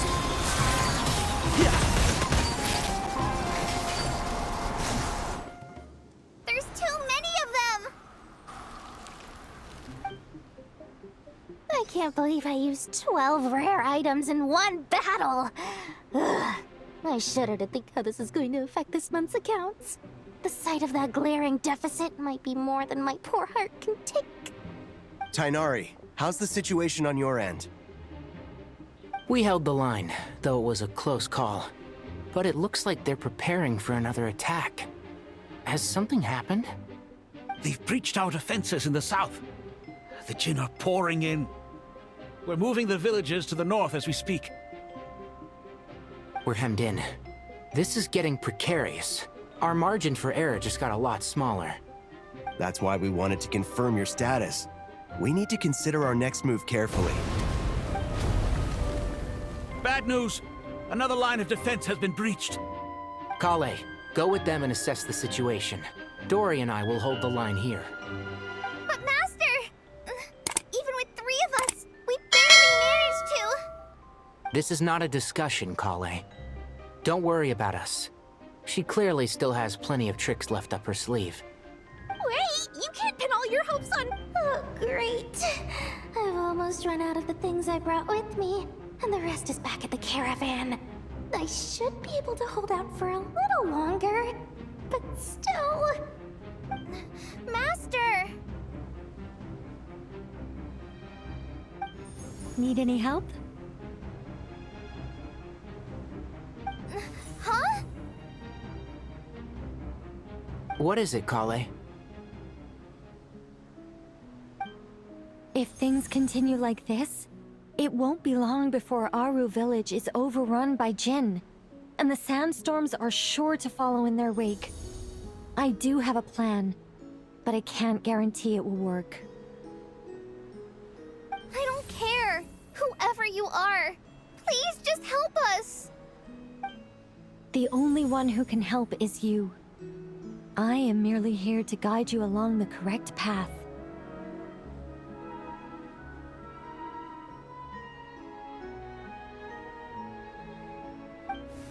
I am a spirit created at the beginning. I am a flickering illusion. I am the shimmering light that flows from the eyes of the Creator.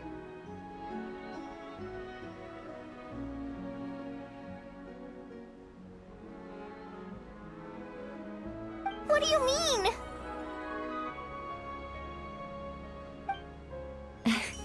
It doesn't matter. You don't need to understand it. Just repeat after me, one line at a time.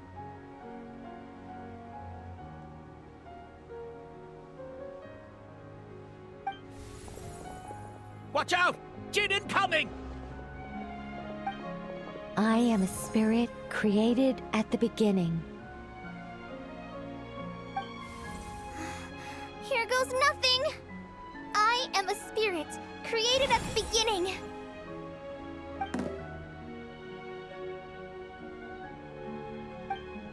I am a flickering illusion.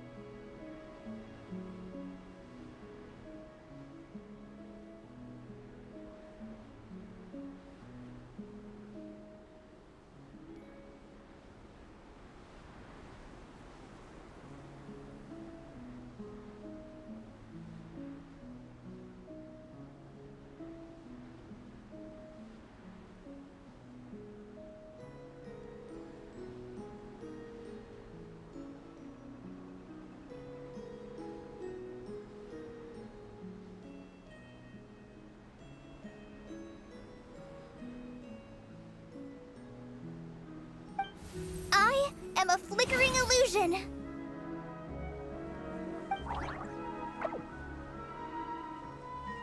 What's wrong, Plumpy?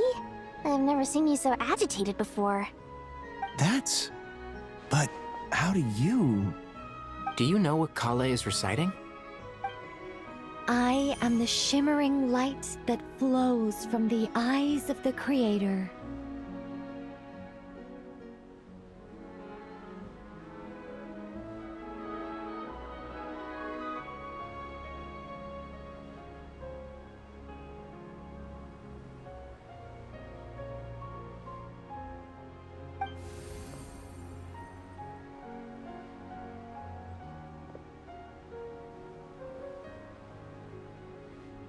I am the shimmering light that flows from the eyes of the Creator!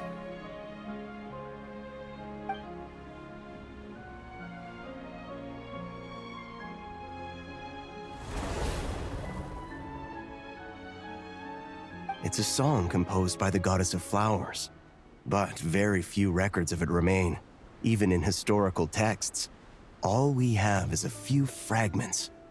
Is Kale an avid historian? Not to my knowledge. The Jin have actually quieted down. Although...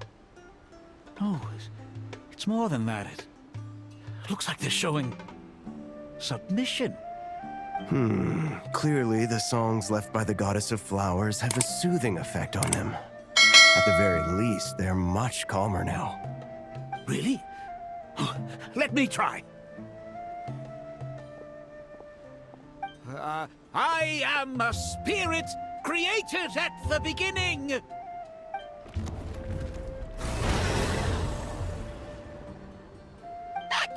Stay away! I'll stop! I'll stop! It seems like the song only works when Kale recites it. But why? Kale.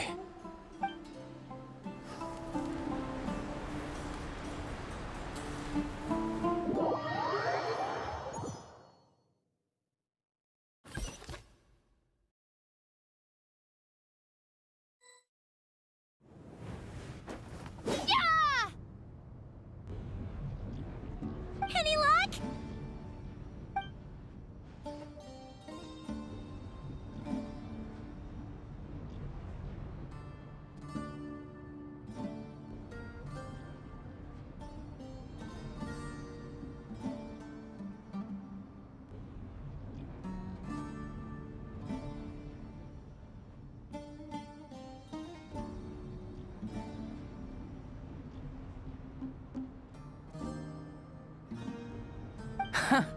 When I heard that loud rumbling in the distance, I thought the shifting sands had bust open the gates to some ancient treasure vault. Turns out it was just you guys. Huh? Wait! That sounds like... It's been a long while. Did you miss me?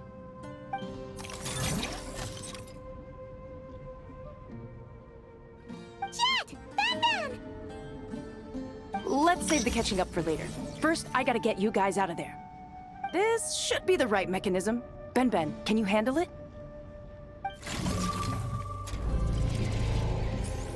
There we go.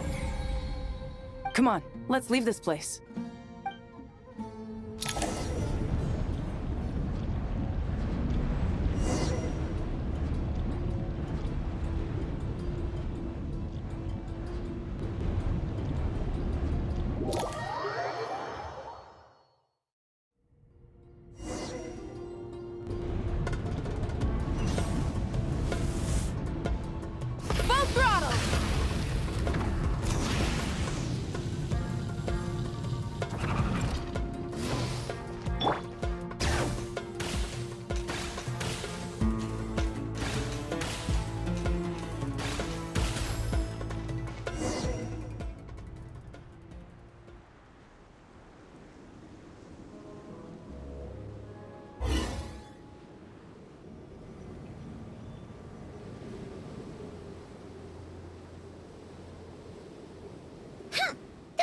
Fatui sure made themselves scarce.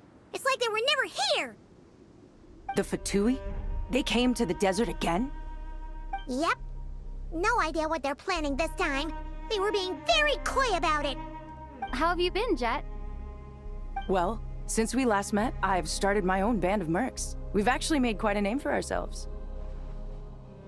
Oh, yeah. On a slightly different note, I have some good news. I finally took care of Masaira. Not much to write home about. It was just another day. Found his hideout. Dragged him out of his cozy little bed. He tried to talk me into seeing his point of view, as usual. But I'm way past that by now. There was nothing he could say to save his life. What about you guys? Bet you'd forgotten all about me and Ben, huh? Of course not! We're super duper best friends! Wow. Sounds like I should make time to visit some other nations too. Anyway, what brings you to Gurabat? Oh, right. I almost forgot. We're here to look for Lilupar. That bottle? Seriously? Yeah! We need her power to calm the Jinn and stop the sandstorms. Here's hoping we actually manage to find her, after all the trouble we've been through. Surely, with everything's been going on in Gurabat, she must have woken up, right? Only one way to find out.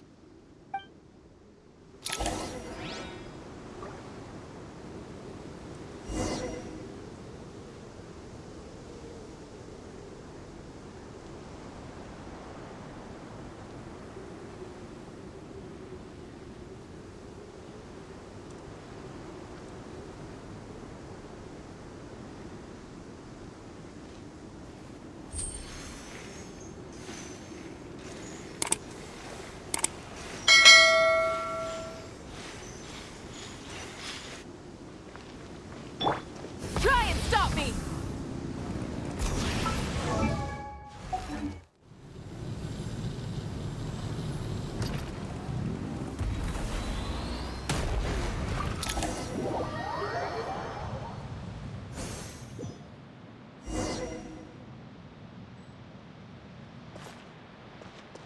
Full throttle! Let's see.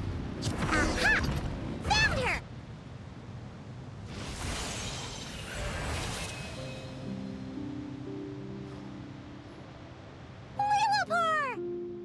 What a long dream that was.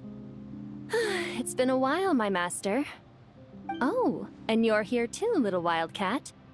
The four of us back together again. Imagine that. In truth, it was at first. I was none too pleased when those miscreants barged in. But it did give me the chance to reunite with you, dear master, so I shall overlook their folly. After we last parted ways, I merged with the land beneath Gurabad to suppress the dark calamity stirring in the depths. It rekindled the flame of vengeance within the Jinn, depriving Gurabad of any hope of peace. I fought against it for a long, long time, until one day, I sensed a change in a foreign land to the west.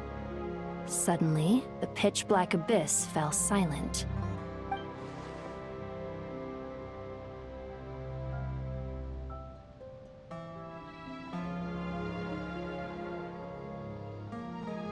Once satisfied that that dark power could no longer bewitch the Jinn, I too fell into a deep slumber, from which I have only now awoken. Why have you returned to Gurabad, my master? And why is my sand-swept homeland in disarray once more? Well, basically, Sumeru's in danger and a lot of our friends are affected. Some bad guys messed around with Irminsul and now they've released the Jinn in here. We managed to chase off the culprits, but we have no idea how to seal this place back up and stop the sandstorms. Child's play. I shall quell the Jinn and scatter the storms. Thank you, Lilupar. No need to thank me, my master. I have granted many wishes in my time, and this was the most trivial of them all.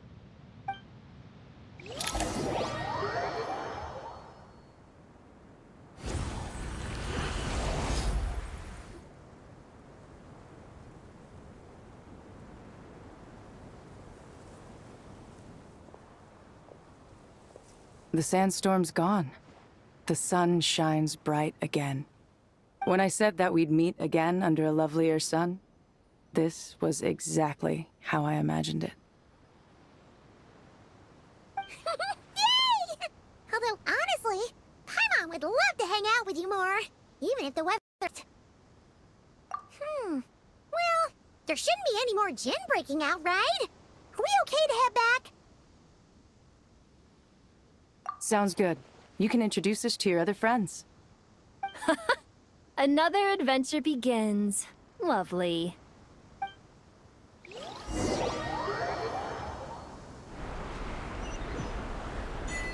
storms have stopped!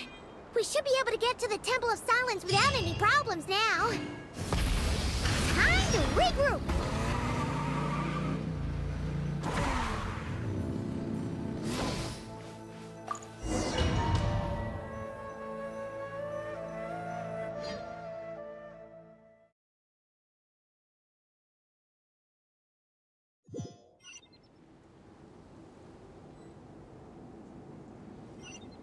Try and stop me!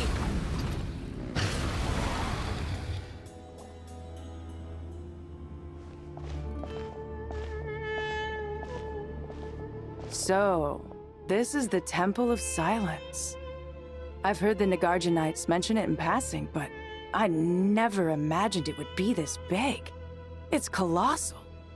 I thought the temple moved to the rainforest ages ago. When did they scamper back into the desert?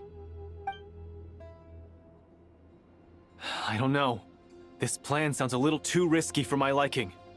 Even in King Deshret's day, this was experimental technology.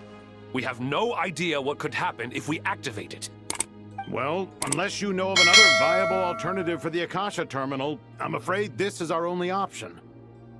The plan is sound, and the risks are manageable. However, if we are to proceed, we must act quickly. The scale of this project is enormous. Even with Kaveh, Faruzan, and every other scholar of mechanics working on it full-time, the proposed modifications won't happen overnight.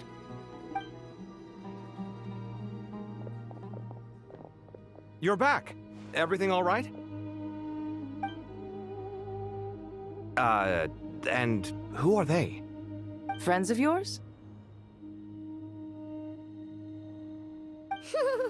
Pretty much everyone in the Temple of Silence is. This guy's Kaveh, and the one next to him is Alhaitham. Hello, I'm Jet, and this is Lilupar. Oh, a famous name from the history books. Pleased to meet you. A friend of a friend is a friend of mine, as they say. Who's they? Huh? Do people not say that? Not in the desert. Friends you can trust, but friends of friends? Gotta keep an eye on them. Still, I do trust the Traveler's judgment. I'm sure you're good people. The sandstorms have calmed down. I take it the Gurabad problem is resolved? What did you find?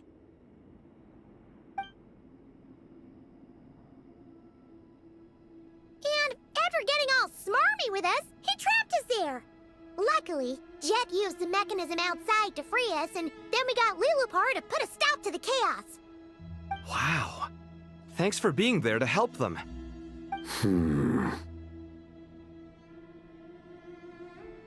So, this mystery man openly admitted that he was merely a Harbinger subordinate.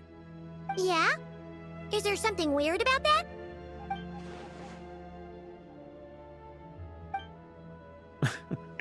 I assume you aren't naive enough to expect answers from an enemy. Well deduced. Our commander, Dottore, died in Nodcry.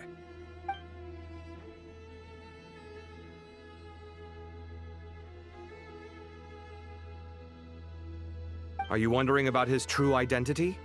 Or do you think there's a big conspiracy behind all this? I wouldn't go as far as to call it a conspiracy. Just the simple fact that having someone to shift the blame on tends to prove useful should trouble come knocking later. The most important thing for now is to solve the immediate problem. Perhaps that man knew you wouldn't have the resources to investigate his background and so didn't put much effort into disguising himself. This is all getting a little cryptic for me. I'll let you guys talk while I take a walk with Lilupar. Jet? Aren't you with the Blazing Beasts? What a coincidence. Didn't expect to run into you here. We're mercs. You can run into us anywhere. Who's this with you? So, did you find the solution you were looking for in the Temple of Silence? You bet we did. This place is incredible. It has everything. So far, we've discussed a plan and verified its feasibility. Building a new system from scratch is out of the question. So our only option is to modify the Akasha using certain resources we hope to find in the mausoleum of King Deshret.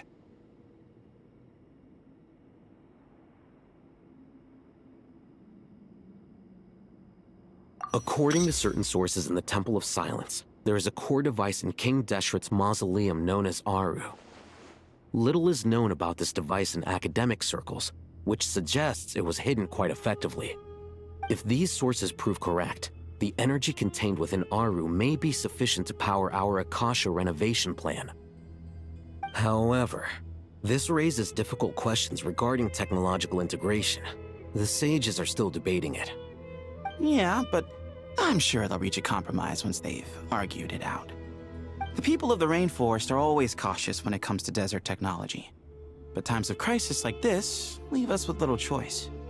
Wait, Paimon has a question. Is this the same Aru we've heard of before? It's sealed off, right?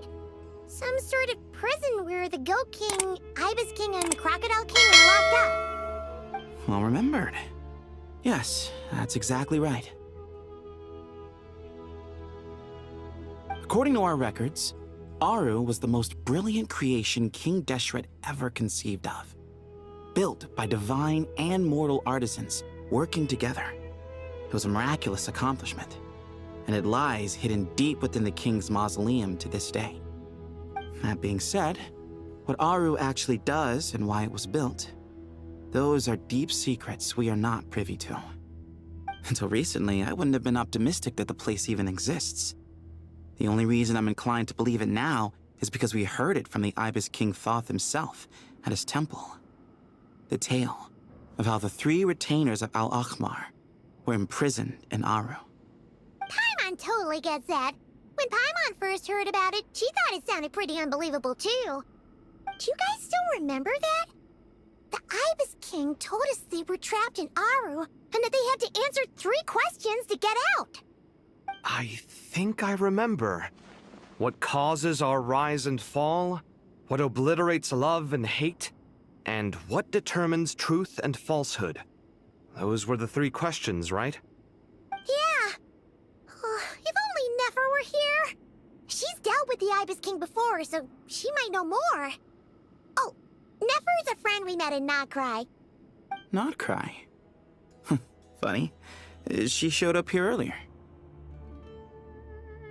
Huh? Yeah. Had another lady with her too. Both said they knew you. They contacted the sages, claiming they might be able to offer some assistance. Really? They came here to help out?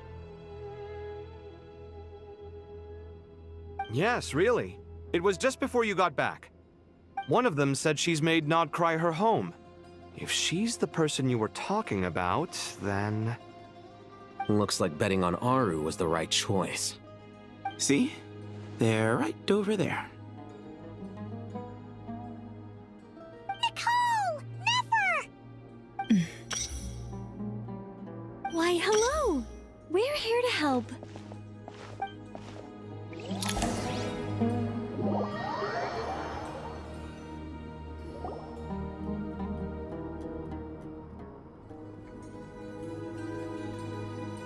It's a good thing we left early. We almost got locked out. Locked out? What do you mean?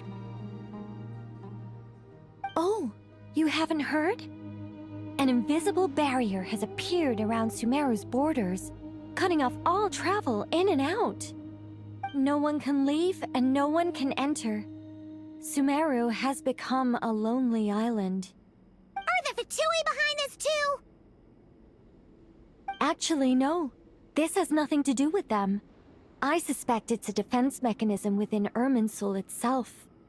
Irminsul is the source of Tevat's ley lines, after all, and Sumeru is the nation closest to it. I imagine this function was put in place to seal the entire region off in the event of serious damage, preventing the disaster from spreading to the rest of Tevat. It may have been implemented long ago. But doesn't that mean that the people here won't be able to escape to other nations if the anomaly keeps spreading? Currently, that does appear to be the case, which is precisely why I am here. This is a critical moment for the world, and Sumeru is the eye of the storm. Paimon's surprised you managed to convince her to come back to Sumeru. Indeed. Even for someone of my wisdom and eloquence, this tested my skills to the limit. And why should it concern me that Sumeru's in trouble? Surely you don't think I still have feelings for that place? Judging by your tone, I suppose you don't. Sounds like you don't know much about my past. And here I thought you knew everything. All I know is that the Ibis King is the source of your power. He was quite a prominent moon envoy once upon a time, so I do know a thing or two about him. As for your past, I have ways to learn the full story if I wish to. But everyone has secrets they'd rather keep to themselves, wouldn't you say? I'm glad you see it that way, Miss Nicole. I've chosen to call Nodcry home, which is why I did my part in its hour of need. That doesn't mean world savings become a habit with me. I have no particular desire to play hero in Sumeru, thank you. I understand. Human emotions do not appear and disappear without cause. There is always a reason to be found behind both salvation and destruction. Still, if time has taught me anything, it's that human emotions are often complex and in conflict. That's why people change their minds about things all the time. But that's where we angels come in. Our duty, ultimately, is to guide people towards their deepest, truest desires and help bring them to fruition. So I wish to hear about your past, because I do not believe you are motivated by hatred alone. And if we still arrive at different conclusions in the end, that's okay.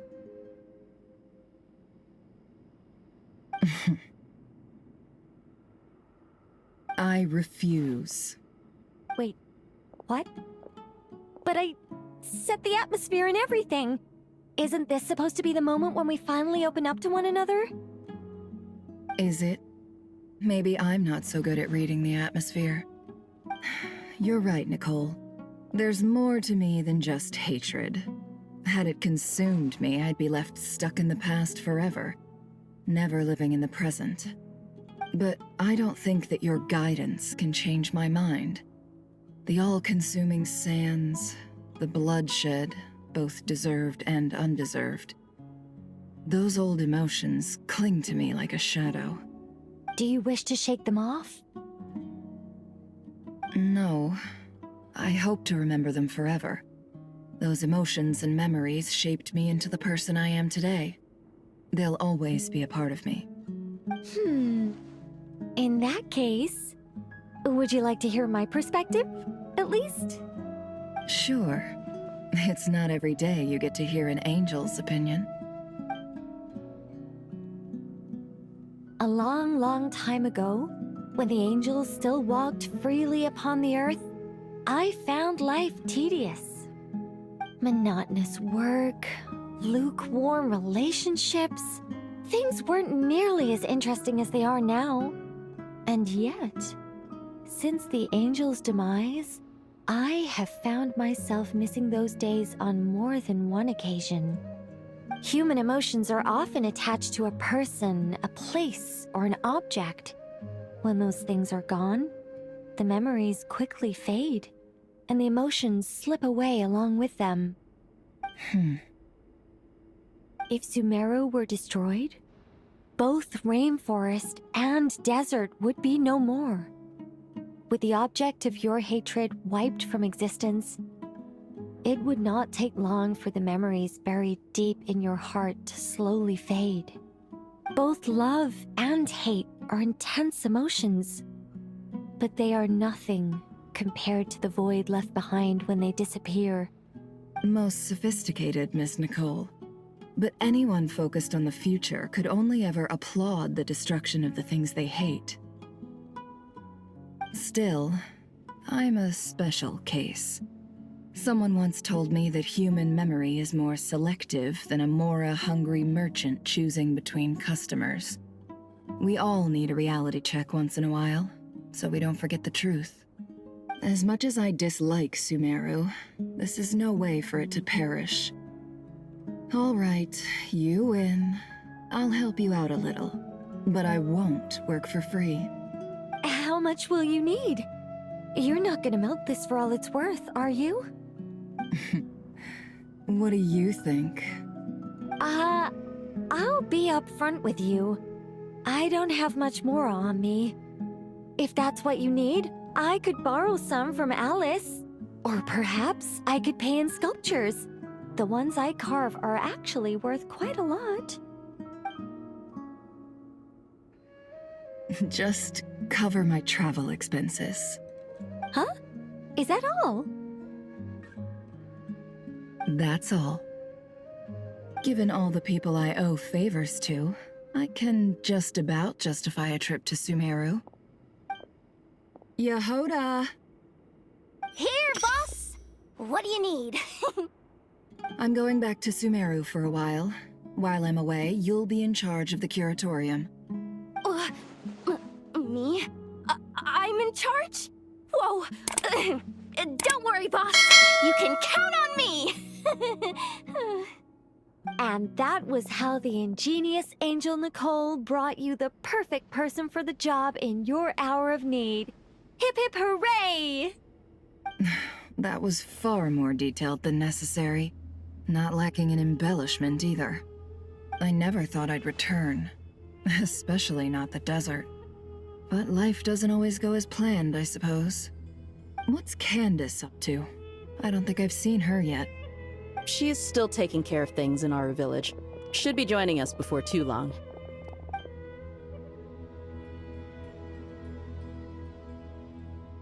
Oh, and sorry. Hope we're not interrupting anything. We have some good news, though. We're planning to go to the mausoleum of King Deshret to look for the legendary Aru, then use it to try and restore the Akasha system. According to records in the Temple of Silence, the mausoleum houses something called Aru's Chute, which can be used to establish connection with Aru. We still have some time before we leave, so there's no rush. By the way, who are these two new faces? Just call me Nefer. I'm based in Nodcry. Did I hear you mention Aru? Correct. Well, I happen to have a connection with one of the 3 retainers imprisoned inside, the Ibis King. I'm here to get things done, so if you don't mind, I think I should come with you. That sounds perfect. Miss Nefer, are you from the desert by any chance? Why do you ask? I don't know. There's a familiar air about you. Plus, you mentioned Candace. Sorry, I don't mean to pry. It was just a random thought. I'm Dia, an Eremite mercenary. My work usually keeps me out in the desert. I'm on good terms with Dory, and she's mentioned you all before. It's nice to finally put faces to the names. However, my associate here is probably less well acquainted with you. Why don't you all introduce yourselves? Actually, I'm a little better acquainted than you might think. Huh? Huh. Are my eyes playing tricks on me? It looked like you spoke without moving your mouth. Ventriloquism. I have heard tell of it before. What is it, Kale? It's you! You're the voice who's been speaking in my head, aren't you? You encouraged me to report my dreams to the Dendro Archon, and got me to recite that magic prayer. Mm-hmm. I have many titles, but let's go with the most pertinent one. I am Nicole Rain, an angel who has lived since ancient times. An angel? Sounds like a big deal, but, what exactly is an angel? Oh, Well, we're a rather long-living race of beings. Not gods, technically, but we can still tell you a lot of stories from ancient history. Yep, and she's also an amazing sculptor. You could say she's a real creative type. Well, ma'am, if both the Traveler and Paimon give you rave reviews, you must be pretty impressive. Oh, please don't call me ma'am. I find it so awkward when people get too formal with me. Just relax and be yourselves. No need to be nervous. Miss Nicole, if it's okay, could I ask you a few questions? Yes, you may. I can see your heart is filled with confusion, and you are desperate for answers. I also know which questions you want to ask me. Why did you dream of Sumeru City in disarray? Why did those verses soothe the Jinn only when recited by you? I can guide you to the truth, but it involves a personal secret of yours. I'd prefer to speak with you alone, if possible.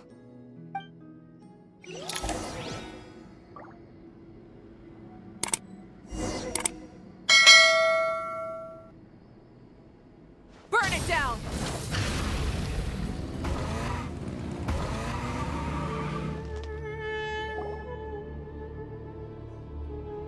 I thought we were going to speak alone.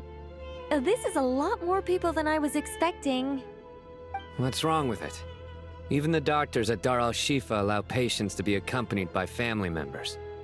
Well, if Kale doesn't mind her secret being revealed, I have no problem with it. Thanks for being so considerate, Miss Nicole. I don't know what secret you mean, but whatever it is, there's no need for me to hide it from my closest friends. Closest friends? It's so nice to hear that.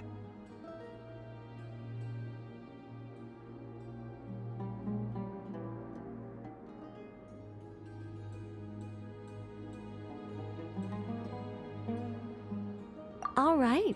In that case, I'll get right to it. Kale, are you aware that there are god remains inside your body? I am. When I was young, I got sick with Elazar. Nothing could cure it. The Fatui convinced my mom and dad that they could help, and I was sent to an unfamiliar place. There were a lot of other kids just like me there. This creepy guy injected us with some strange medicine, which I heard contained god remains. I can still remember the pain like it was yesterday. But thanks to the friends who've stuck by me all this time, I've gradually been able to overcome those memories. Anyway, so you're saying that what happened to me has something to do with the god remains they injected me with? Yes. Those were the remains of Nabu Malikata, the goddess of flowers. What? Huh. Fascinating. You don't seem surprised like the rest of us. Why? The possibility crossed my mind when Kale recited the Goddess of Flowers song and calmed the Jinn. You made Paimon jump! What are you doing here, Lilupar? I was merely passing through when I heard the name of the Goddess of Flowers. Be assured that I share your surprise. You, with the hat. Are you certain? I sense no trace of the Lord of Flowers within her. Well, it is a very small fragment. Unless special methods are used to manifest its power, even her closest acquaintances would find it near impossible to detect. After the goddess passed away, her remains were scattered across the desert. King Deshret gathered all the pieces he could find and buried them in the Eternal Oasis. but some fragments remained unaccounted for. Eventually, the Fatui must have found a way to track some of them down. Presumably for use in some experiment. It's not an uncommon occurrence. You're more shaken than I thought. In one sense, you've been extraordinarily lucky. So many people who yearn for this kind of power never attain it, yet you have coexisted with her all this time without even realizing it. I don't know what to say. I'm glad that I could help everyone with this power, really. But knowing that a fragment of the Goddess of Flowers is inside my body is... it's a strange feeling. Well, people value their autonomy very highly. Even a well-intentioned intruder can shake one's sense of self. I understand how you feel, Kale. But once you get used to it, you'll find it's nothing to be concerned about. Huh. I guess you, of all people, have a good reason to speak on this. 2 good reasons, in fact. Incidentally, 3 is the maximum number of Hermanubis's Ba fragments that I could— Let me guess. Because 2's company, but 3's a crowd? Thanks for helping to explain the joke, Tainari. Not my intention. Goddess preserve me. I should take my leave. This boy in his wolf's head hat speaks much too differently from the Hermanubis I remember.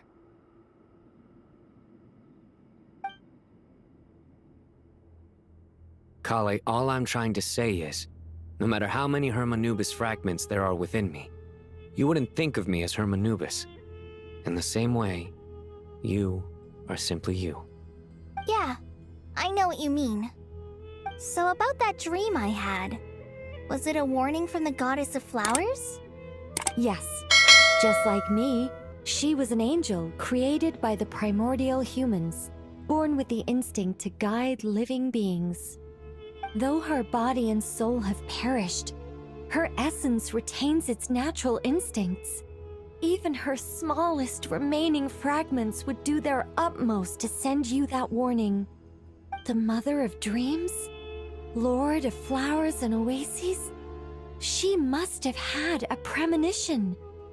That is why she gave that dream to you. We won't let our efforts go to waste. But I still don't understand. Why me? Yes. Why indeed? You weren't the only one injected with God remains, but only in you have her fragments persisted. I suspect it may be because of the firm will you showed in the face of suffering. She was likely assimilated by that will. Of course, this doesn't mean you have to shoulder any extra responsibility. As this young man said, you are who you are, and that will not change. All right, any further questions from the family members of the patient? If not, we should head to the mausoleum of King Deshret. Let's move out. Time to put our plan into action. We all hope it'll work. But will we really be able to open Aru? And even if all 7 pillars of King Deshret agree to let us proceed, the scale of the work to follow is daunting, to say the least. Haven't you handled other big projects before? I mean, the biggest project I've worked on to date is probably the Palace of Alcazarzaray, I guess? But this is orders of magnitude beyond that. It's a total nightmare. Look on the bright side. At least this time you're actually here when Sumeru needs you most. You won't have to come asking me for details after the fact. Mock me all you want. But now that I'm here, things will be resolved far more quickly and smoothly than last time. Kave's self-doubt disappeared in an instant. Like magic. Well, this confidence is most gladdening. Now, go and pack your things. We'll head to the mausoleum as soon as you're ready.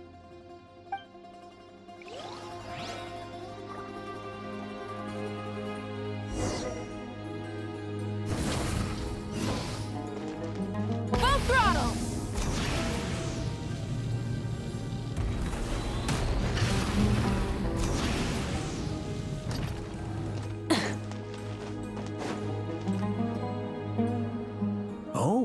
Miss Nicole, I heard you're a very talented sculptor. Is that true? Oh, I don't know. I wouldn't want to blow my own trumpet. Honestly, even though Kasharawar is best known for its focus on mechanics, plenty of Kasharawar scholars are quite serious about sculpting as a hobby. So if they rate your work, that's enough for us. We just have to take a look. Who's we? Myself and a few other scholars. Kashif, Daneshvar, come take a look. Oh, well, if you insist, I suppose there's no harm in showing you.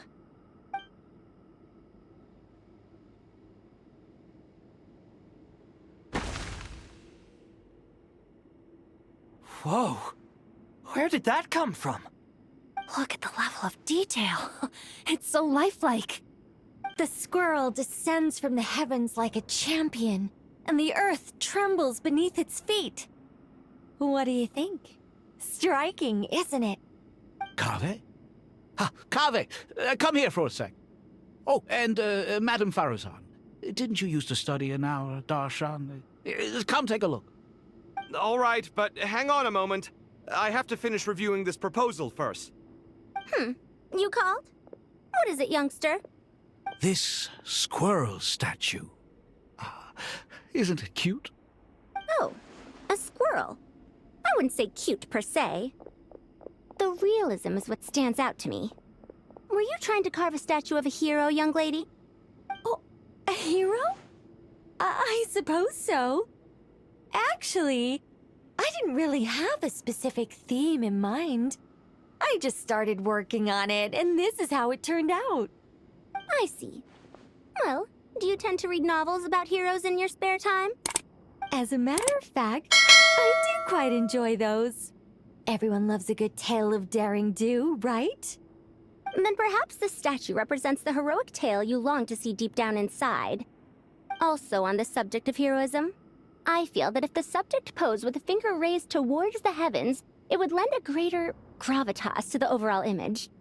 I'm sure some would call it cliché or old-fashioned, but not me. I think it would be a perfect fit. It has a certain classical beauty about it. Kaveh!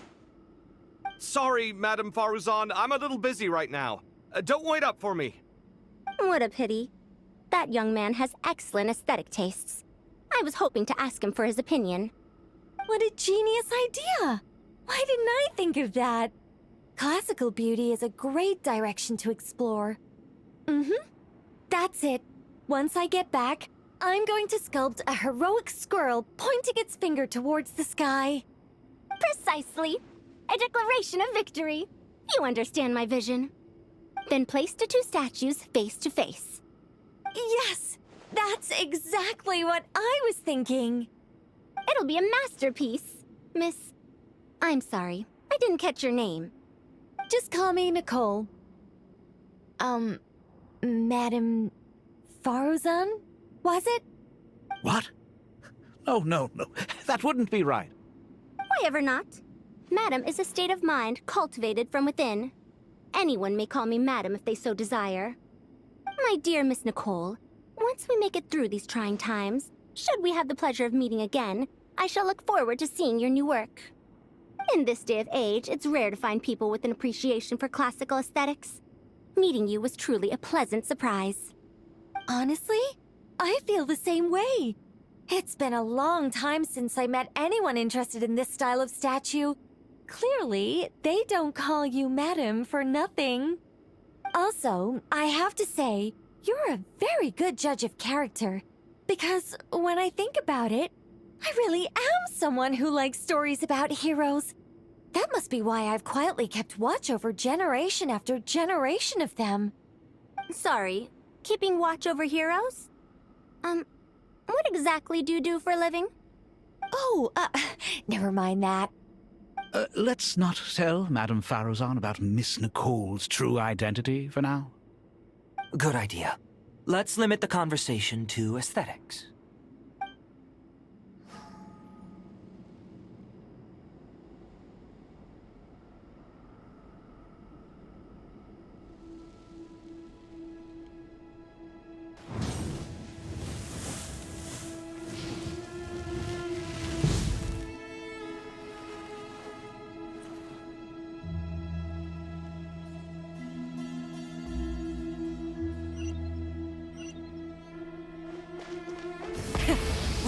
vengeance! What's wrong? You look a little depressed. Kale got a fragment of the Goddess of Flowers, and all I got was one of the 7 pillars who served under King Deshret. I lost out, didn't I? That's what you're upset about? You're such a child.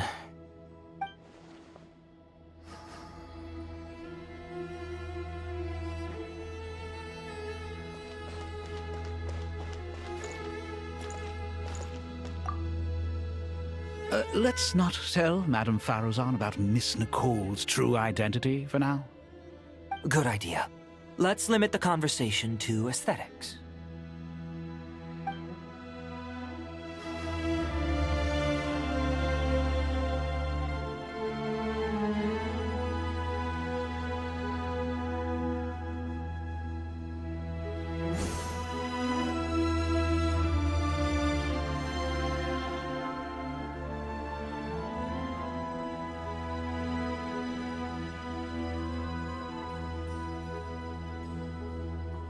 Many insects have a compulsion to follow the light, and humans are the same. Except we call that light hope.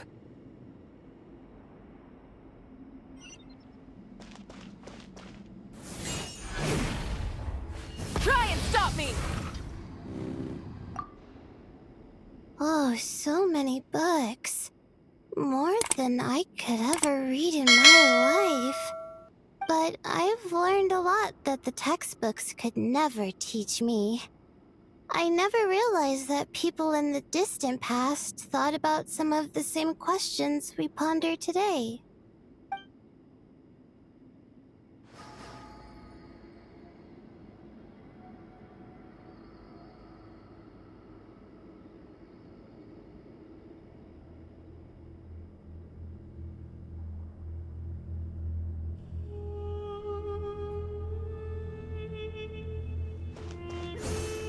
Full throttle!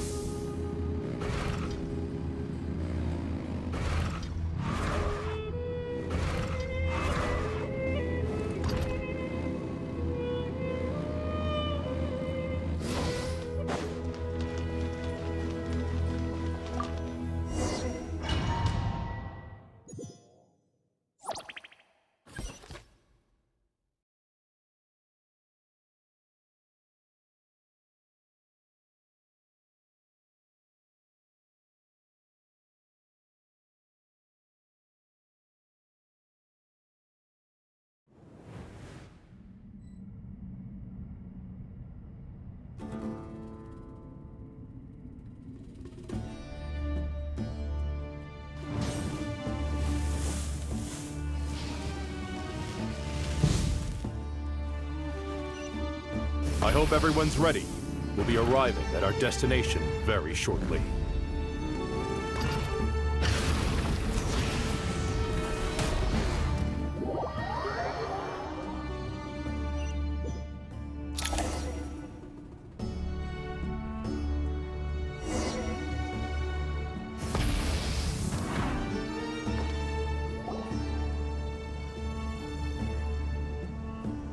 Why, we've not seen so many visitors ever, really.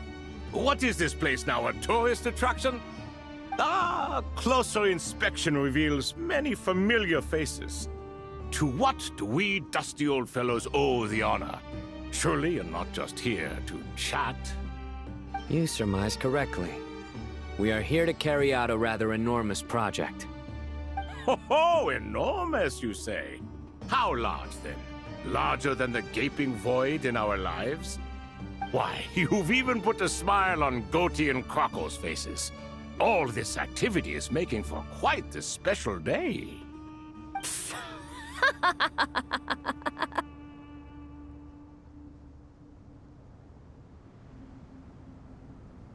I know that laugh. Lilipar? What on earth are you doing here? Oh, this is hilarious. Turns out good things really do come to those who wait. As long as you stay alive long enough. When did you 3 get locked up in here? And still you act all high and mighty, putting on a show for the younglings. Truly hysterical. Why, you... Yes, I know, no need to shout. You're right, Lilupar. Goatee, Croco, and I all have the same problem. But didn't King Deshret seal you away? How did you break free, and how did you get in here? Who knows? Perhaps you can ask my master one day, should you ever get the chance. Behold, the executioners of old. Some have turned into fragments residing in human bodies, and others are imprisoned eternally, leaving not a single shard behind. It's almost tragic, watching lowly prisoners like you act all self-important. Curiosity gnaws at you, doesn't it? Your interest in the outside world threatens to burst you at the seams. I'm starting to take a liking to this magic bottle lady. Time is of the essence. Let's get down to business. We come to you, O three ancient lords, to request your assistance on behalf of the Academia. If we can help you regain your freedom, then please consider lending us your aid. As for precisely what we need your help with, it's a long story. So, to demonstrate our sincerity, we are prepared to first resolve the problems that plague the three of you. All right, stop arguing, Croco. And Goatee, don't you start. What's the harm in letting her speak? It's not worth getting so angry about. Forget about her. The three questions are the crucial thing here. But do you really have a way to answer them? You once answered the final question, Nefer, but the seal did not open. Unless, with the passage of time, you have found a new answer? You could say so. When you first asked me what determines truth and falsehood, my answer was a liar's soul. Liars are the best at seeing through the falsehoods of the world. But if you want them to tell you the truth, you have to reach their soul. I think that makes sense. I found it quite compelling myself, and I told Nefer so. Unfortunately, it brought us no closer to liberation. Well, that's simply because it was my answer, not the one King Deshret was looking for. Can you guess which answer Al-Ahmar wanted then? Time. And that's not only the answer to the final question, it's the answer to all three of them. All things wax and wane with the passage of time. Love and hate eventually fade into nothing. Current affairs are always fraught with conflict and controversy. Only time can distinguish between right and wrong. You once described King Deshret as a proud man. I'd say that the prouder someone is, the more inclined they are to believe that only time is qualified to be their judge. Time. Well. Indeed.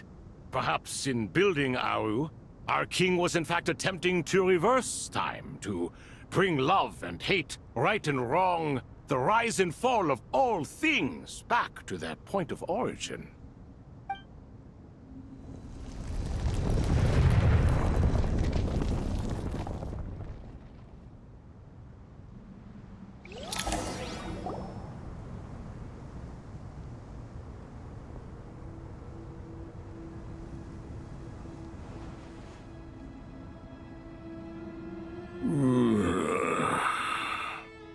This is the most eventful day I have experienced in a long time. You have my sincere gratitude. Are those 3 of the 7 pillars? Turns out the statues were quite faithful to the source. You three seem to be in good spirits. Prison can help a person grow and learn to cherish what they have. Nevertheless, after everything you've done for me, I sincerely hope you never have to experience it for yourself. Hello, Nefer. It's good to see you, Thoth the Ibis King. Nice. Definitely puts my mind at ease, seeing you two getting along so well. Should we maybe introduce ourselves, or... Sure. I'm Sethos, the current leader of the Temple of Silence. This is General Mahamatra Sino, and this is the former Spantamat sage, Cyrus. But I'm guessing none of that means a whole lot to you. Everything is equally new to us, in truth. We've been gone from this mortal world for longer than you can imagine. Let's hold off on the introductions for now. We can always ask Nefer about you later. It'll give me something to talk about with my chosen disciple. You're like a helpless parent. Gods and people of yore are not necessarily welcome in today's world. Self-awareness is one of my finest qualities. I thought I ought to share its fruits with you two. Is that so? Well, I think we'll take it in stride, just as we did with the 3 questions. Let's not forget, it was my persistence that won you both your freedom. Fair point. I have to applaud your persistence. And I must praise you for your wisdom. Now, state your wishes, young ones. I'm sorry? Why, your tremendous accomplishments deserve a reward, do they not? You must let us do something for you in return. General Mahamatra, what do you think? I won't beat around the bush. Sumeru is facing a crisis the likes of which have never been seen before. And we need your help. Every calamity throughout the ages has been connected to us in one way or another, whether we were its cause or consequence. Whatever is wrong with Irminsul, it severely affected the Dendro Archon. She fell into a coma, and is currently receiving treatment from the Dendro Dragon. The Dendro Dragon? I'm sorry, the Dendro Dragon is helping to heal the Dendro Archon? Not a pep, surely. Not vicious, cruel a pep who possesses no virtues aside from her basic instincts. Ah, good heavens. Oh, I shudder to think what could have caused Lesser Lord Kusa. You can help us make history, too. A smooth talker. Well said, lad. Currently, no one can connect to Irminsul. We hope that by opening up Aru and making some modifications to it, we can use its technology to our advantage. Unfortunately, Aru is an imperfect creation. King Deshret never managed to realize his full vision before his death. Much remains to be done if it is to be pitted against Irminsul itself. Besides, I hear your reasons, but to give Aru up over such would be... The archaeological records clearly indicate that although Aru's construction took a long time, it was not beyond human means to achieve. Modern technology should solve the efficiency issues. We have no choice but to go all in on this.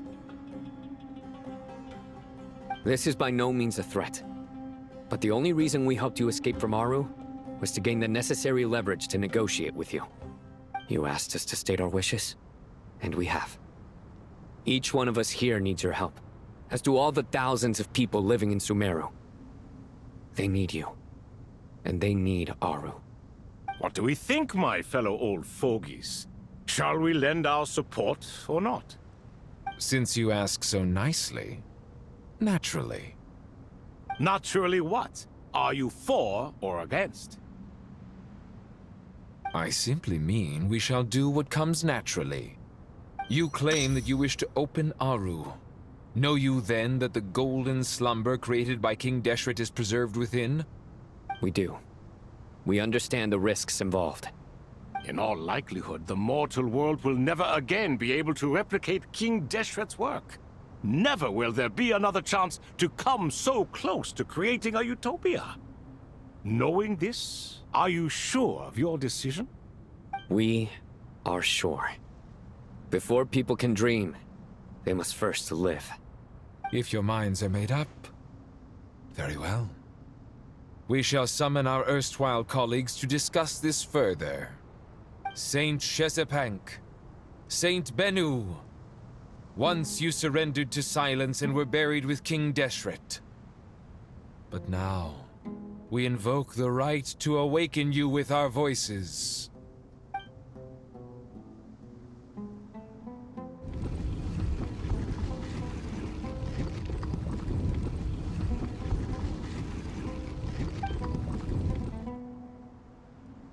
Saint Bennu, Responding to your call.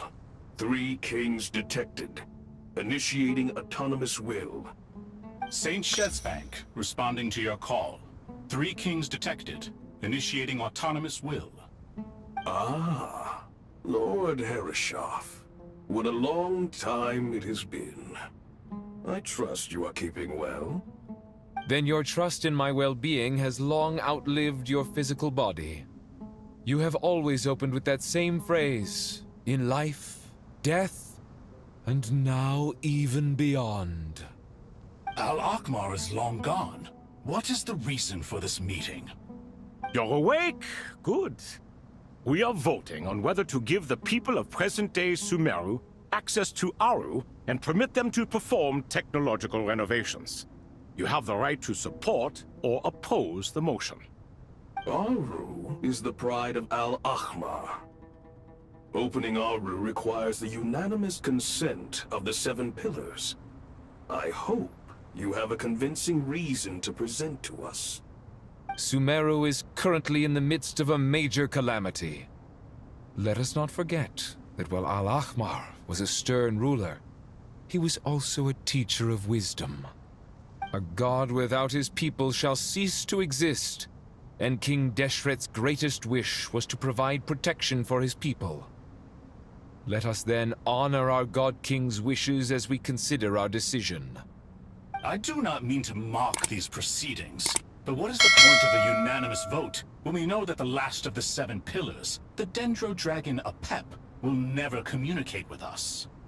This will no doubt surprise your mechanical mind, and I have no intention of trying to persuade you it is true. But Apep is, in fact, healing the Dendro Archon as we speak. Huh? Can someone attest to this? Do we have any proof? I ask the 3 kings. Can any of you vouch for the truth of this claim? Naturally, the Ibis King, Thoth. What?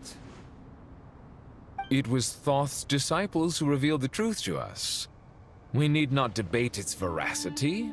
Simply let Thoth bear accountability. That way the rest of us may have a clear conscience. Herreshoff, you diabolical fiend! I awakened our former colleagues for you, supported your opinion, and backed your decision. What sort of fiend would do that? I miss the days when Hermanubis was still around. At times like this, he would offer to take accountability. What are you trying to say? Is my word worth less to you than Hermanubis's? Hypocrite though you are, Lord Thoth, you are humorous in equal measure. How could we bear not to associate with a character such as you? I, Saint Shespank, approve the Goat King's proposal. Since King Deshret is no more, we shall receive no reprimand for acting beyond our remit. Nevertheless, I sincerely hope that those before us understand the significance of what they intend to do. Remember, the moment that Aru is liberated, the myriad souls residing within the Golden Slumber will return to the ley lines. And once the ley lines flow again, these souls shall in turn be received by Irminsul. To take this step is to bring the perfect afterlife created by our king to a permanent end. We understand that well, and we have decided to proceed regardless. Furthermore, the contemporary human perspective would contend that confining souls in this way is no act of benevolence. The deceased have a right to rest in peace. King Deshret's creation is clearly a place of rest and peace. It is just that many do not see it this way. But no matter. Saint Binu approves. Hermanubis' representative and the Dendro Dragon Apep made their choice ahead of time, while the Goat King, Ibis King, and Crocodile King have also granted permission to liberate Aru.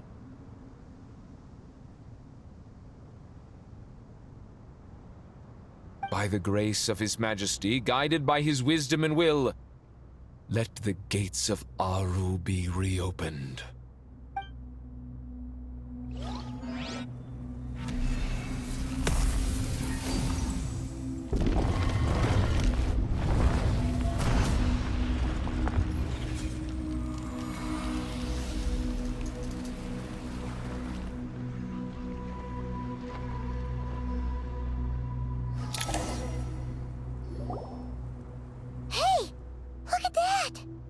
What's this? Are we under attack?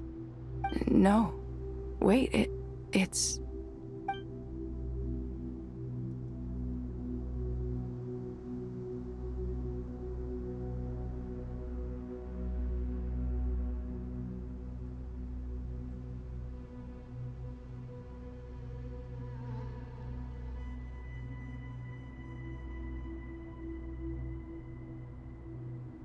Here you are. Through the sands of time. I see you. Father. Father, is it really you? It's Jet's father, Jibriel! That's right! He entered the Golden Slumber, didn't he? I smell blood and sand on you. You've grown. Strong as a wild beast, and without shedding a tear.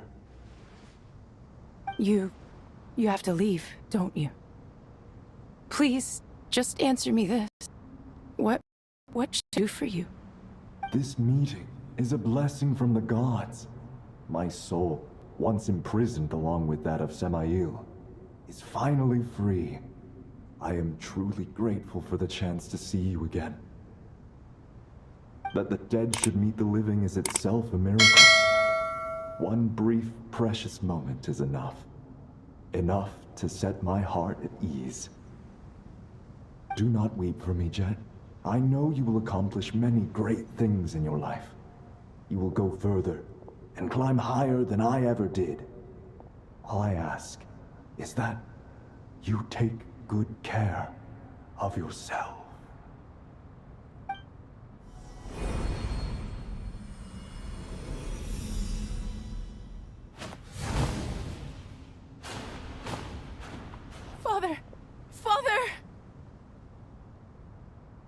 Father. Hey, Jet. Do you want something to eat? Maybe it'll help you feel better. I'm fine. Thanks, Paimon. It was just a little sudden. The chance to see my father again meant the world to me. He was trapped in the Golden Slumber for our sake. And now, after all this time, he can finally rest in peace. I'm glad. It's a huge relief. You've grown strong, Jet. More than enough to fend for yourself. Yeah. I'll leave the past in my memory where it belongs. My family, the good times and the bad. Goodbye, Father.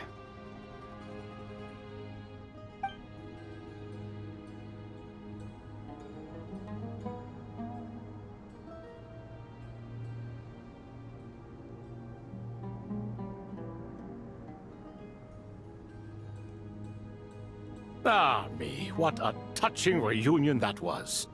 It seems we did a good deed today. We three retainers, once imprisoned for our iniquity, are surely the least qualified to judge whether this deed is good or bad. Either way, Aru is open. Now you have your opportunity, and with it, whatever trouble may ensue. Although Aru was created by a god, human craftsmanship was nevertheless required to build the gate that connects it to this world. Perhaps the relationship between gods and humanity follows a similar principle. As for your proposed renovations, we cannot determine which functions to keep or discard. Proceed as you see fit, but please entrust the task to your most accomplished scholars, or Bennu will be most displeased. It matters not. The Ibis King shall be accountable if any problems arise. Ibis, you chose to take on disciples, and so it follows that you must accept the risks of associating with humans. If I'd known you'd be like this, I would have locked all of you away in Aru, never to leave again for all eternity. All of us? What does this have to do with me? Vilify me no further. Scholars, since you have liberated Aru, allow me to present you with a gift. Using Aru's power, we shall install a defense mechanism at our king's mausoleum. You must be guarded even against Irminsul itself. This shall afford you some convenience. Unseen and unheard, From this moment forth, none may by sight or hearing perceive anything said or done within the mausoleum. Amazing. And all this is achieved just with the power of Aru? With technology from the heavens, the possibilities are endless. Just because King Deshret did not use it for this purpose does not mean that it cannot be done. So, marvel away. This is the reward you have earned. All right. Well, that resolves the issue of confidentiality. What about the technical side? Do we have the manpower? Why, yes. I've already contacted them. They'll be here soon.